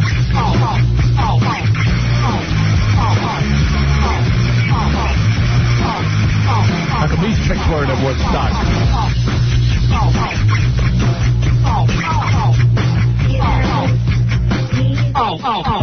That's it? That's all. I was enjoying that. Yeah, me too. Yeah. It was fun. I want to have fun. My whole life's about fun. My fun. You're hell. I want fun. You want hell? I don't want hell. I want fun. Yeah. But you got hell. Yeah, whatever I got. All I know is you're busy counting whatever I got. And looking over my shoulder. I want your help. Whatever I got, you seem to want. Sure. You'd be jealous. Oh. I want a dog that doesn't listen. Yeah? Yeah. I was going to tell you got one with it. Oh! Buddy, look at that. Hey, you got into it. But I don't feel that way. I don't feel that way. Wouldn't have been honest. No, it wouldn't have been. Honest as your stock and trade. Right. You had to get into it. I know you're stock and trade. Get back. I know exactly what you have. I figured it out. Maybe I should come in here. Listen. All right, enough about Jokey the Jackman. And Rampage! Is it my turn yet? Robin, it is your turn. You're welcome. Go ahead, Jackie. Do the newscast. No, let me give you my opinion.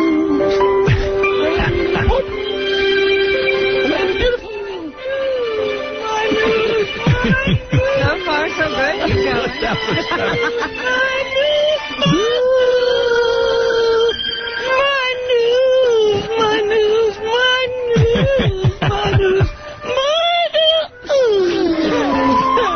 I think they had to pre-record that because it's too hard to do. I couldn't remember the words.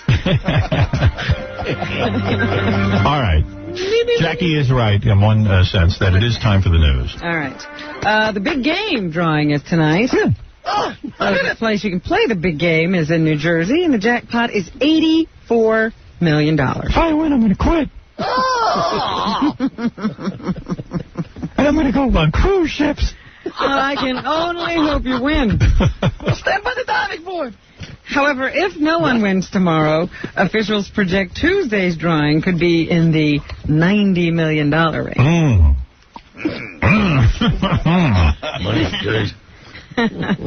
I never play. They say that the only people who play that are people out of work. You never win. I mean, somebody wins, but it's like 1 billion to 1 shot. Odds aren't good enough. No.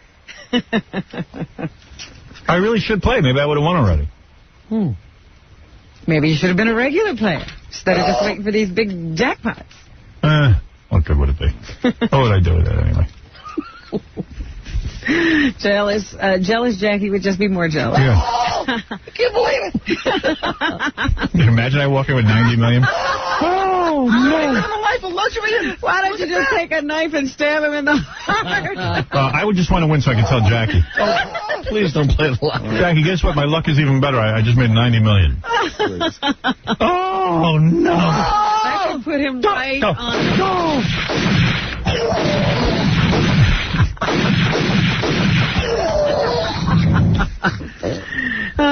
So anyway, they had this big shooting in Atlanta yesterday. Right.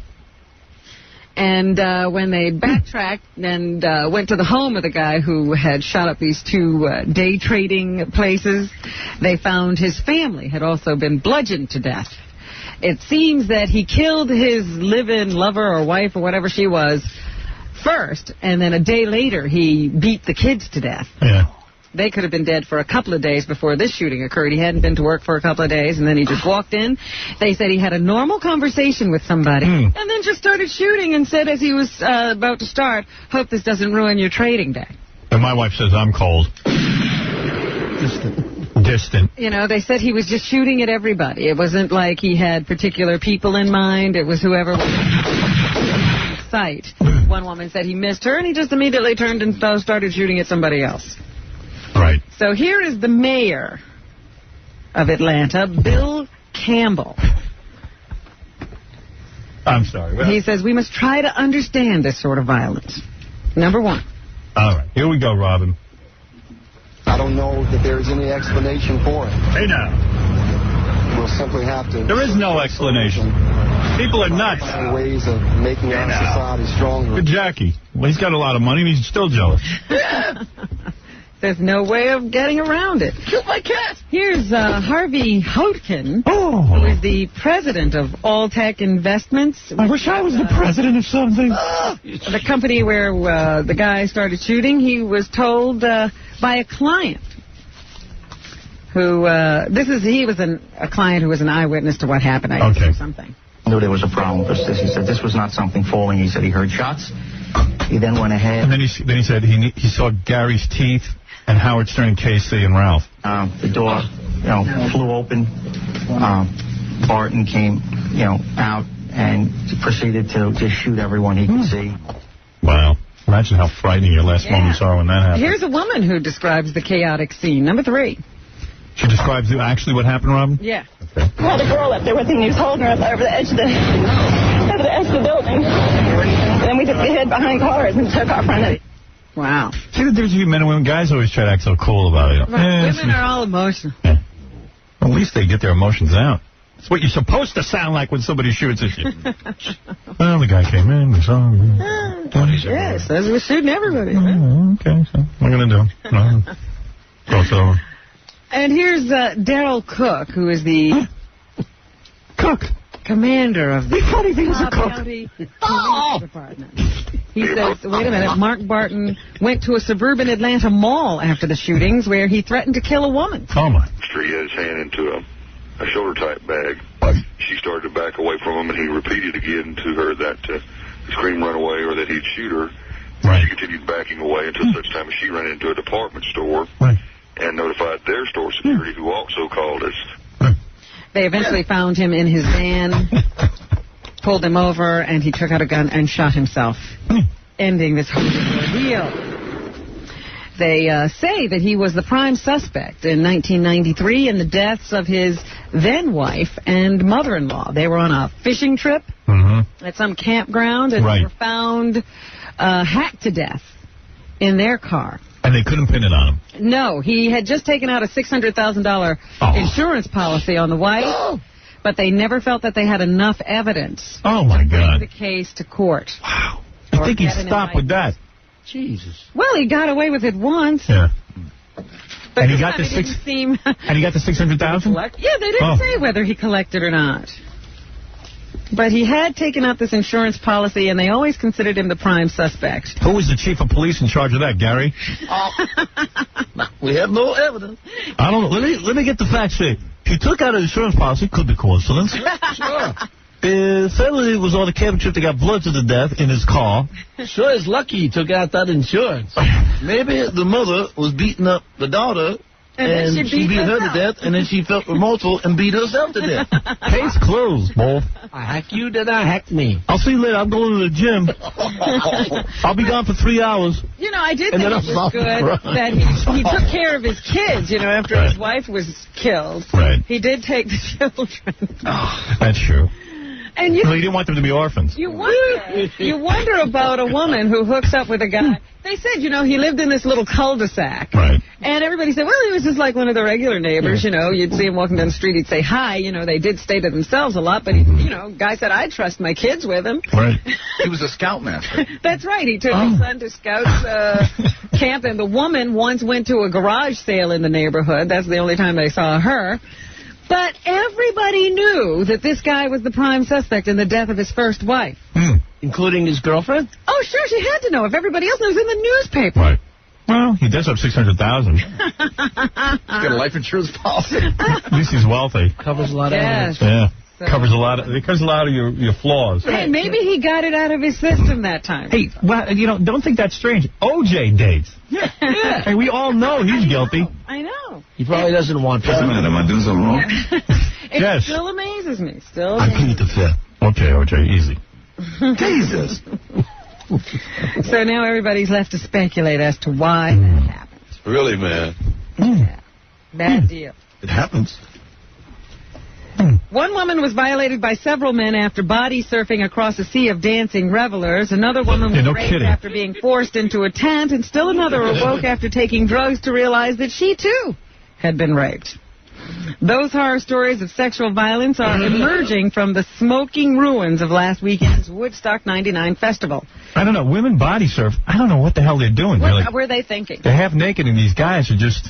Well, if they weren't half naked when they started, they were naked completely when they finished. I'll tell you the truth. I wouldn't body surf, and I'm a guy. I don't want to be violated. And authorities believe that they are only the tip of the iceberg, huh? Right. It's like an orgy. Yeah. It was like Caligula. Just terrible. The festival, which ended in fiery vandalism, appears to have been a hunting ground for sex attackers who saw opportunity in the free-spirited nakedness, sprawling campgrounds, and anything-goes atmosphere. Yeah.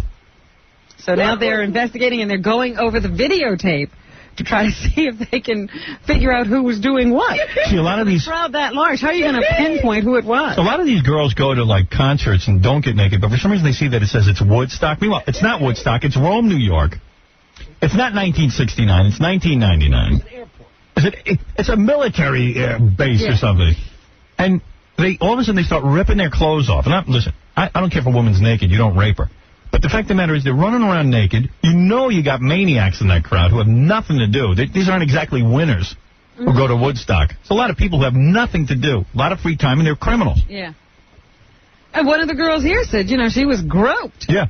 This one girl was one of our interns. She was backstage. Some guy just grabbed her. Held her? Grabbed her boobies and held her against her will. Yeah. It wasn't like he was just trying to cop a little feel. He grabbed and was holding her there. Yeah. 3 of the rapes allegedly occurred in the campgrounds and 1 in the mosh pit of the main stage as a woman was body surfing over the crowd while a band played. David Schneider, a 28-year-old volunteer from Maryland, says he witnessed multiple rapes in the mosh pit. Really? In the mosh pit? In the mosh pit. He described how one skinny young woman was flailing her arms in a struggle as several men violated her. But then she just gave up. Gave into it. Yeah, I mean, she couldn't stop them. How long are you supposed to fight? Right. So... Nobody helped her? I guess not. He saw it and he didn't do anything. He's like me. He's a big pussy. What are you going to do in a crowd like that? Well, I mean, when I heard all these people, even when you were saying, oh, let's go there and broadcast, I was like, yeah. You always know. It's not that I know anything. I No, you stay do. away from crowds. Oh, really? That's what I do. I just stay away. I'm never making a decision by myself. I'm sorry. I was like, oh, yeah, go. Sounds like a good idea. Proper thing to do. Proper? I just don't think I'm a Woodstock kind of person. Even the first one I wouldn't have gone to. The sister of the alleged railroad killer, Angel Maturino Resendez, received the $86,000 in reward money for helping to arrange the surrender of her brother. Wow. So that serial killer, the railroad killer they think they caught, his sister got the reward money. I said that. I said that. You said what? I don't know. I didn't say anything except that I didn't want to go to Woodstock. Well, next year you're going. I said. You are going next year. And you will be in the mosh pit naked. I probably ended Woodstock right there. And you will be in the mosh pit naked. Well, then everybody will have to clear out. I guarantee you no one's going to be raping you. That's right. There'll be an empty mosh pit. So anyway... Manuela Maturino of Albuquerque has received $86,000 and could receive up to $40,000 more if her brother is convicted. Well, that was the speculation. Is 39 and ended a nationwide manhunt by surrendering on July 13th after his sister brokered an arrangement with a sergeant for the Texas Rangers. Supposedly the rapist said, hey, I'm going to get caught anyway. I might as well let my family turn me in and get the money. Yeah. He was like a rapist or a murderer with a heart. Yeah. Well, for his family. Yeah. For his own family. Not for his victims. Yeah. If he's the guy. Well, now the family's living La Vida Loca. And you could be too. In our La Vida Loca Day. It's La Vida Loca Day, ladies and gentlemen. She's into superstition, black cats and voodoo dolls. I feel a premonition. Jump in the mosh pit. Girls make me fall. People mosh to this one. Fred is banging into me. Uh-oh. Fred and Jackie are removing my clothes. New sensation, new kicks and candlelight. She's got a new addiction for every day and night. She'll make you take your clothes off, dancing in the rain. There's a happy guy. One crazy life, take away your pain, like a bullet in your brain. Come on, everybody. Upside, inside out. Living La Vida Loca. She'll push and pull you down. Living La Vida Loca. I love that. La Vida Loca. Right. Very exact. Have you heard about this guy, Lieutenant Ryan Barry? Yes. Who is He says that he does not want to work in one of the nuclear missile silos. Tell him to walk out. Tell him to walk out. Well, that's what he's done. Right. I didn't want to. He faces disciplinary action for refusing to serve with a woman. They didn't give me the money. On a nuclear missile crew. If anybody wants to interview me about how they wouldn't give me the money on the show, I'm available. He publicly stated that working 24-hour shifts alongside a female crewmate in tight quarters could tempt him to sin. Right. And so he said, I can't work on that crew because I couldn't be in a silo with a woman for that long. Well, at least he's honest. Physical. Well, what is he saying? That he could be forced to rape? Yes. He's at least warning people, Robin. He should be locked up. He should be commended. He should be locked up. If he can't work with a woman in close quarters. He's no homo, I'll tell you that. That's a man, baby. Wrong with him. But Cardinal O'Connor is coming to his defense. He says he'll even go and talk to the president if he has to. This guy's a married Catholic father of one daughter. Right. He doesn't want to even see women. It's so funny. Like, you know. They call it moral integrity. Mm-hmm. I have none. That he says he can't be in a place with a woman without jumping on her bones. I can see why the Cardinal would back him up. Look how many priests can't be in a booth with a little boy. They understand these people with impulses they can't control. Yeah, some of them work in the church. Yeah. Oh, dear. That's why I'm not religious. Very, very weird. His wife should be very proud of him. Anyway, well, he's got the Cardinal on his side. Good luck. You know, I don't have Robin and Fred's Asian. And Howard's. Robin gets what falls off of Howard. Robin gets what falls off Howard. Fred gets what falls off Robin. I don't want to get what falls off Fred. Now he's not getting what falls off anybody, and he's still pissed. They couldn't fool me. I knew what they were up to. Everybody's out to get me, but I'm too smart for them. I'm available to say the same story over and over again. Because I'm angry. Everybody's out to get me. I'll talk to your dog. The Howard... At least he likes me. How would you know? Who? My dog. Oh. At least my dog doesn't do interviews the same thing over and over again. The state's attorney of Howard County, Maryland, has called a news conference. Everything is Howard. Howard County. What about Jackie County? I'm sick of it. I want a life of my own. I want to have my own thing. I never want to hear Howard again. Look at this. The houses that Howard built. I built them. Anyway, it is Howard County, Maryland. Right. Sorry, Jackie. Slowly, He's called a news conference today about the Linda Tripp case. Right. They've been looking into whether she broke the law when she covertly taped Monica Lewinsky. Yeah. And she was talking about her encounters with the president. So, she did break the law. Well, we will see if she's going to be indicted. They will hold a press conference today. And they have decided that President Clinton will have to fork over $90,000 for lying under oath in the Paula Jones sexual harassment suit. That's a lot of money, except for Howard. So there you go. Right, he has to pay some more for lying. I can't believe how much I have to pay for lying. They say that Hillary Clinton is here looking for a home. Right. But she was looking up in Westchester, and the prices are too high up there. The president going to live with her? Well, that's the speculation. So she may have to rent. She may not be able to buy right away. I was watching this TV show last night with the president and Hillary. Mm-hmm. What they do is they sit in the audience, the president and Hillary, and they watch black people perform for them. What are you talking about? Yeah, it was this TV show last night. First, they had this little black kid come out and tap dance while the president smiled and clapped. Very good. It looked like it was down the plantation down south. It sounds like the old South. Yeah, then they had like an old Negro spiritual, and then they had you got to see. I don't know what show this was. What were you watching? Are you dreaming? No, I'm telling you. I heard there were no black people on television. No, there were plenty on the president show. And then Hillary and Bill got up and talked about how much they like black people. What? And how they love music. Why don't you tape these things when you see It was great. I like watermelon, too. Yeah, I have shoes made out of watermelon. The government is recalling some riding lawnmowers because they could catch on fire.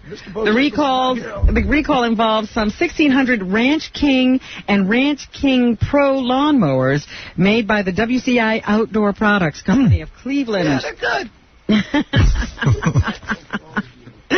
The Consumer Product Safety Commission says because of the way the gas line is routed around the gears, it could develop a leak and then the whole thing could catch on fire. Finally, a story that isn't about Howard. Thank God. 37 people have been killed in a fire at a pre-wedding party in Saudi Arabia. It happened on Wednesday when a tent crowded with women and children caught fire. One paper says the cause is believed to have been a faulty air conditioner. Saudi newspapers say that 20 women and 17 children were killed. 132 other people were hurt. This is a large party. It's not known if the bride was among the victims. The party was a pre-wedding ritual in which the bride's hands and feet are decorated. Women are usually separated from men at gatherings in Saudi Arabia. It is the home of Islam's holiest shrine. They have air conditioners in those tents? Yeah. Wow. Me tanto. Me want air conditioner in tent. Criticism that this fall's network shows are nearly all white has spurred some rethinking at NBC. The network says it's trying to add ethnic diversity to its lineup. How come no Indian? NBC executive Scott Sass admits the move stems from the complaints by the NAACP and others. NBC is working with actor and writer Keenan Ivory Wayans and producer Yvette Lee Bowser to develop a pair of sitcoms featuring black characters. Returning series like ER, Suddenly Susan, and Law and Order will also see cast additions involving minority characters. Boy, that show Jesse has a character named Diego. He's Hispanic. Really? Oh, yeah. I was watching it last night. I did not know that. Diego. President Clinton is in Sarajevo. And he says the job of rebuilding the Balkans won't be done until there's a new regime in Belgrade. The president made that point as he and some 40 other leaders opened a summit there today on reconstructing the shattered region. These girls really put out in Sarajevo. They have no homes. They're so grateful and loving. I believe that Hillary won't set foot here. I'm safe. Clinton is proposing a 5-point plan to get the Balkans back on their feet economically and politically. I'll put the ball back in Balkans. Thank you. However, he made a veiled reference to the fact that Slobodan Milosevic is still in power and that the Serbs will not be getting any money until he's gone. That's right. So there. Yeah, no money. If they want money, they're going to have to walk out on the show. Me and my penis have some catching up to do. Let's get to the Balkans. 3 months after losing the great one, that would be Wayne Gretzky, hockey... I thought you were talking about these broads in the Balkans. Preparing to bid farewell to the Dominator. Right. A guy named Dominic Hasek. He's the acrobatic goalie. He's good. Of the Buffalo Sabres. He has decided to only play one more season. You should leave the show. He's going to retire. He says he's tired of the limelight, Howard, and he wants his 2 children, 9-year-old Mikhail and 4-year-old Dominika, to grow up in his homeland of Czechoslovakia. Yeah, have fun. Yeah, what is it, Baba Boy? They call him the Dominator. Yeah. Because his name is Dominic. Because he dominates. He's unbelievable. He's really one of the best goalies ever. And he's going to leave? Yeah, he's retiring sort of early. Because he wants to grow up in Czechoslovakia. He wants his kids to grow up there. Yeah. You know, before he leaves, he should ask for more money. Oh. And then he should do an article about it. Over and over again. Gary, thanks for coming in. I thought you were at the gym. Oh, that's right. He's got another hour. The porn industry has taken notice of the popularity of The Sopranos, Howard. Yes. Yes. And so they're going to spoof it in an X-rated film titled Go ahead. The Sopranos. The Sopranos. I love that show, The Sopranos. I got to hand it to HBO. They developed a couple of cool shows, man. Sopranos, Sex and the City, Oz, Sopranos, Sex and the City, and Oz. And the Gary Shandling show, which they don't do anymore. They don't do that. Unfortunately. The film will be produced by VCA Pictures, the company responsible for such classics as Debbie Does Dallas and The Devil and Miss Jones. Like the HBO series, The Sopranos concerns a mobster who shares his intimate secrets with a female psychiatrist. Oh, great, a plot. Something to fast forward through. Yeah, I'll sit there and watch 2 porno actors talk. Oh, dear. I have a problem. What is your problem? I am a mob. I work for the mob. You do? Don't tell me anymore. I'm attracted to you. Let's screw. It's very unethical. You know, I love you. Pretty soon we will be once again... It's time for my contract. Or I can walk off the show. That's right. Once again, it'll be time for the Jerry Lewis Muscular Dystrophy Telethon. And today there's some news in the paper about Duchenne's muscular dystrophy. If they want to raise money, they should walk off the show. Tell all those kids to walk out. They now think that there's an antibiotic that may be effective in reversing the problem caused by Duchenne's muscular dystrophy. Oh, no, I hope it doesn't get cured, because I like to see people have it worse than me. Well, it just occurs to me that you always hear news just before it's time for the telethon again, that they may be close to something. I'm sick of these tards. They have it better than me. Tards? These are dystrophy people. I don't care. I'm Jackie, and I'm mad. I'm walking off the show. So anyway, there is big news. They said they're going to start testing, and this could be a major breakthrough. Well, let's hope that there is an end to muscular dystrophy, because Jerry... In our lifetime, at least. Jerry has raised $80 billion, and we haven't seen, dime one. Oh, my God. Radar O'Reilly is being profiled in People magazine this week. Him too. What does it mean, Duchenne's? That is muscular dystrophy? It's a form of muscular dystrophy. And you're saying that there might be an antibiotic. That's what kids get. Okay. So Jerry's... I figure if they give the kids this antibiotic in infancy, they might be able to reverse the effects. All right. So is that as a result of Jerry and his research? I have no clue. Let's hope. But I'm sure Jerry will be talking a lot about it during the telethon. Oh, my. This is a big year. We have a big announcement. Major news. Radar O'Reilly says, his real name is Gary Berghoff, and he says he didn't leave MASH a wealthy man. See? Heavens. Oh, boy, this is right up Jackie's alley. Yeah, Gary Berghoff and Jackie ought to get together. You know what? I could have renegotiated my contract, but money wasn't the most important thing in my life.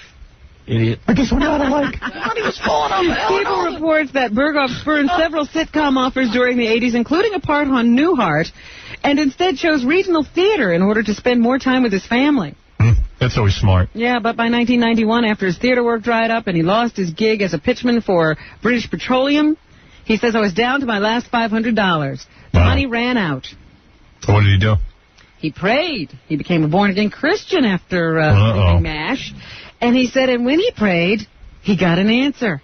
A little voice said... Take out an insurance policy on your wife. And then bludgeoned her to death. No, what did the little voice say? The little voice said, paint. Paint? Yeah. So he picked up a brush and began to make a name as an artist. Come here and paint my house. Vincent Van Radar. Vincent Van Radar. His canvases of North American wildlife now sell for up to $25,000 each at 15 galleries across the United States. I'm going to start painting. Get my brush. People also reports that his acting prospects picked up. In September, Berghoff says he began starring in a 9-month, 120-city tour of Neil Simon's Last of the Red Hot Lovers. See, if this was an instant TV show, I'd just have, Jackie Wilde in the back, in a big smock and a beret, painting at a mile a minute. Jackie the joke artist. Jackie the brush man. And he'll be the host of a new series airing on public television. Part of the Family. You could be on this show. Yes, I would like to be on. Showcases the exploits of animals and their owners. Keanu Reeves. Come Java. Will soon be entering the realm of fatherhood. His reps confirmed that the actor's girlfriend, Jennifer Skye, is pregnant. Oh, my goodness. The couple have no plans to marry. I didn't marry my wife for a long time. Try to avoid it. They say that the FDA has approved a second drug for emergency contraception. Ooh. After they have looked into how the morning after kind of pills are working. Gloria Feld, who is the president of Planned Parenthood, says women do not rely on these products as contraception. Number 4. There have already been 2 excellent peer-reviewed studies which have demonstrated very clearly that women use emergency contraception appropriately, and they do use it in cases of emergencies and instead of their regular... She bores me. I don't know what that means. Of course they're using it for contraception. They don't want to be... You got the best solution with the anal sex, Robin. Oh, here you go. You'll never get pregnant. Do that. Go in. No worries back there. No worries. No, I lose no sleep. I flip over. Never a foul. Yeah. We got to take a break. My favorite. Does this yet have anything else to say, Robin? No, I don't want to hear anything else she has to say, but when we come back, we'll talk about the movies that are... Oh, that's what I want to hear. Terrible reviews for the Julia Roberts movie. Yeah, what happened to all that chemistry? The chemistry went out the window with that stockbroker. Back right up. You're listening to a man who's never seen Robin Quiver's naked chest. Howard Stern. He's no sweet bag. Robin, what else is in the news before my head explodes? We didn't get the full flavor of Kathy Lee's announcement that Cody is going to be in a Disney film. Oh, don't even get me started. She so wrong. Announced this on her morning show. What's wrong with her? I mean, does she realize that the reason they're putting Cody in a film is because of her fame? Right. And why does she want a famous kid? And why does she want to put that kid through ridicule and rejection? What is she thinking? Cody would like to give his salary to a needy child. Yeah, I wonder whose idea that was. And then she said, but I hope it's a huge hit and I can retire and live off my son. Yeah, she doesn't have enough money to retire. You couldn't retire because your narcissism wouldn't allow you to. She can't not be famous. All right. What would she do if she wasn't famous? Oh, she's so wacky. Does anybody see that she and Pee-wee should be put away somewhere? Speaking of Pee-wee. Yeah. Did you see there are more revelations from that article he did? Now he can't stop talking. Pee-pee. And he says, that he didn't think when he was going into that theater about Pee-wee Herman at all. Right. No, but she's thought about it now. Like he was doing something wrong. In my mind, I wasn't sitting there in my bow tie and suit. Yeah. That's right. That was Pee-wee who was working. It was Paul Rubens who was sitting in the movie theater. And then he says, I do believe that stars are role models who have a responsibility to the public. I see. How television and film industry people feel that they are not responsible, I don't get. I think that if you're in the position where you're a role model, you are a role model. Tough luck. Kids are looking up to you. Oh. And with that, he walked into a movie theater. And masturbated. So I guess that's what the kids should do. In plain view of secret police. Amazing. Wow. Anyway, he's in a new movie. And he doesn't want people to think he couldn't work after this whole incident. He turned down plenty of offers. Yeah, I think it was the same movie Jackie and Nancy were in. I wish these things would happen when I'm at a theater. Yeah. Brian Dennehy stopped in the middle of his performance of Death of a Salesman the other night and yelled at 2 people coming in late. Oh, my God. That's so great. I wonder what's going on in his life. These people were late, so they're coming in, and then they started to argue with the usher about their seat location. This is all while the play is going on. Right. So finally, he just barked from the stage, are you finished arguing yet? If you didn't come late, you wouldn't have had this problem. Right. His outburst drew applause from the rest of the audience at the sold-out show. They also say they get interrupted about 3 times a week by cell phones. Aye. At one point, it was like right during the end of the show, at a very dramatic moment, this woman's cell phone rings. She picks it up and answers and says, yes, the play's almost over. Can you take 2 more for dinner? Let me talk to Brian Dennehy. Hello? Stupid. You're a dancing monkey. That's what you do for a living. Just dance and let them make their dinner arrangements. Don't worry about They it. paid the $70. Yeah, you just sit there and do your stupid show. Dummy. But I understand Collect how the money. people are yelling at people whose cell phones ring in the shows. Let the audience handle it. Kevin Spacey went off on somebody. Don't break the illusion. Just act. It's not all that difficult. Well, he's talking about how it interrupts a very dramatic moment when they're latecomers. Well, let me tell you, it interrupts the moment when you start breaking character and yelling at the audience. Now, where was I? No, let me continue. So funny. I wish I was there. Runaway Bride is in theaters today. Starring Richard Gere and Julia Roberts. Makes me angry. In this cut, number 10, Richard is asked why he doesn't do more comedies. Because he's a bore. I'm not funny. Yeah, that's the reason. It's the writing. You just don't... You'd think that there would be a million of those. Yeah, it's so easy. Yeah, because I just sit there and look pretty. All that time you spend with the Dalai Lama, maybe he could write a script. He's such a genius. Go to write. As, the cliche is true. Here he is putting down the writers. Yeah. The writers can't write. They can't put the best words in my mouth. So why don't you do it, you dumb ox? It's really hard to write intelligent... You monkey. Romantic comedies. For a dope myself. Son of a bitch, right bastard. And he was asked why he and Julia Roberts didn't do a sequel to Pretty Woman. The writing. The writing. Pressure, the expectation was so high. This is an important question. He's got to take his time answering it. We all backed away from it a bit. Yeah. It wasn't It was a career decision. I needed time to go do that movie where I was naked with my tiny penis. Not ripped anyhow, so it was moot. Moot. You're a mooch. I think you're a big mooch. At this point, I think the resonance of those characters. Hate you. Lightning struck with that movie. Whatever. I don't think anybody had any idea that was going to... Lightning struck. Why are you still here? I think we're all smart enough to know that... They got hit by lightning. He survived. Survived lightning. And he was Good-looking asked, bastard. what makes Julia Roberts so special to work with? It doesn't hurt that she's beautiful. It doesn't hurt that she's smart. It doesn't hurt that she's talented. It doesn't hurt that she's... Nothing hurts. By the way, he never had a gerbil in his butt. That really was a vicious rumor. It was. And it lasted for years. It did. I tried it. Julia Roberts. Robin, you had a gerbil? Yes, I did. Unbelievable. Right. That's why I know it hurts. Yes. Right. Julia, I'll feed you.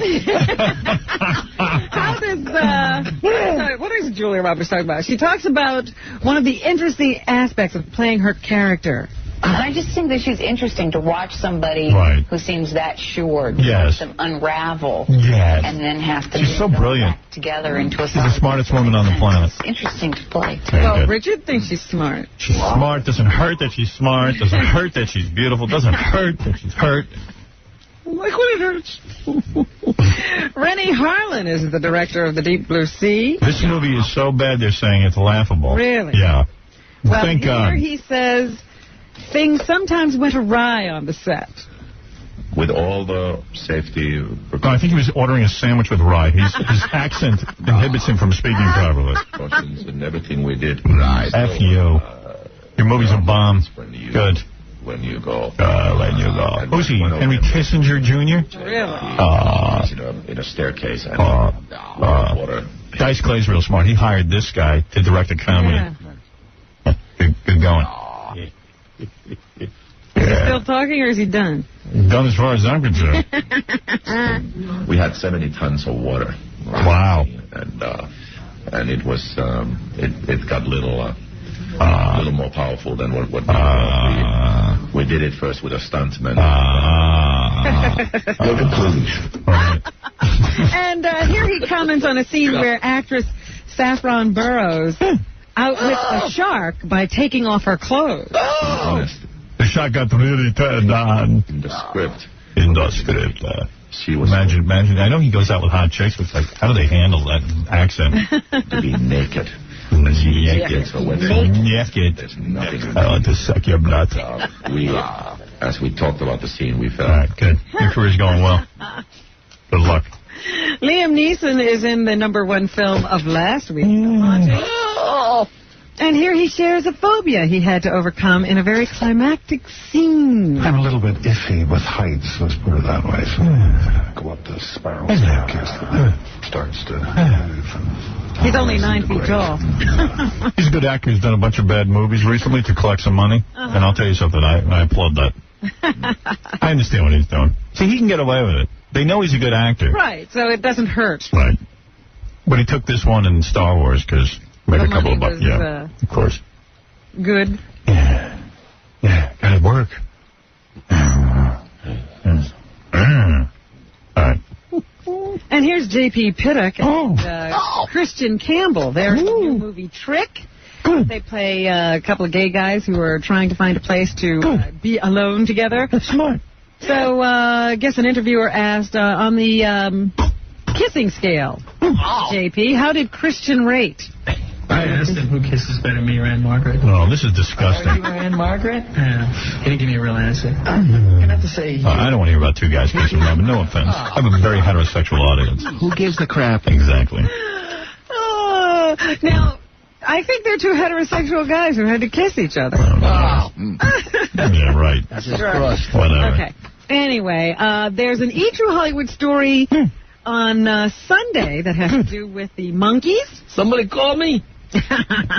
Right. The Monkees were actors who were hired to play musicians on a TV show. You're kidding. And a studio band played the instruments on the album, but the public was led to believe that it was actually the actors on the TV show. Hey, Jackie believed. Well, this drove the Monkees crazy. Right. They were frustrated because they didn't have any artistic freedom, and they wanted to do an album on their own. They should have walked off. Here, Mike Nesmith talks about, Peter Tork talks about Michael Nesmith losing it, pushing too far, and announcing to everyone that everything was fake. Michael spilled the beans at some news conference. Call us fake because, by God, we are. Well, everybody took him at his word. And I guess that has some effect on their career. Right. However, they eventually wrestled with the studio until they got some artistic freedom, and then they were allowed to do a movie. Yeah. And it sucked. They created this movie with Bob Rafelson, Bert Schneider, and Jack Nicholson. It was supposed to be a satire on comedy, drama, and westerns. Here's Davy Jones talking. One weekend in Ohio, and we all sat around smoking grass, getting high, and writing this down, all these white... You ever saw Way to blow an opportunity. It's all over the place. We came up with loads of ideas, and they wrote them all down. It was a different... It was like a different movie. Real Monkees could have come up with a better script. All the way through. We didn't know what was going on, because we were all whacked out on California Gold, or whatever you call it. Gold!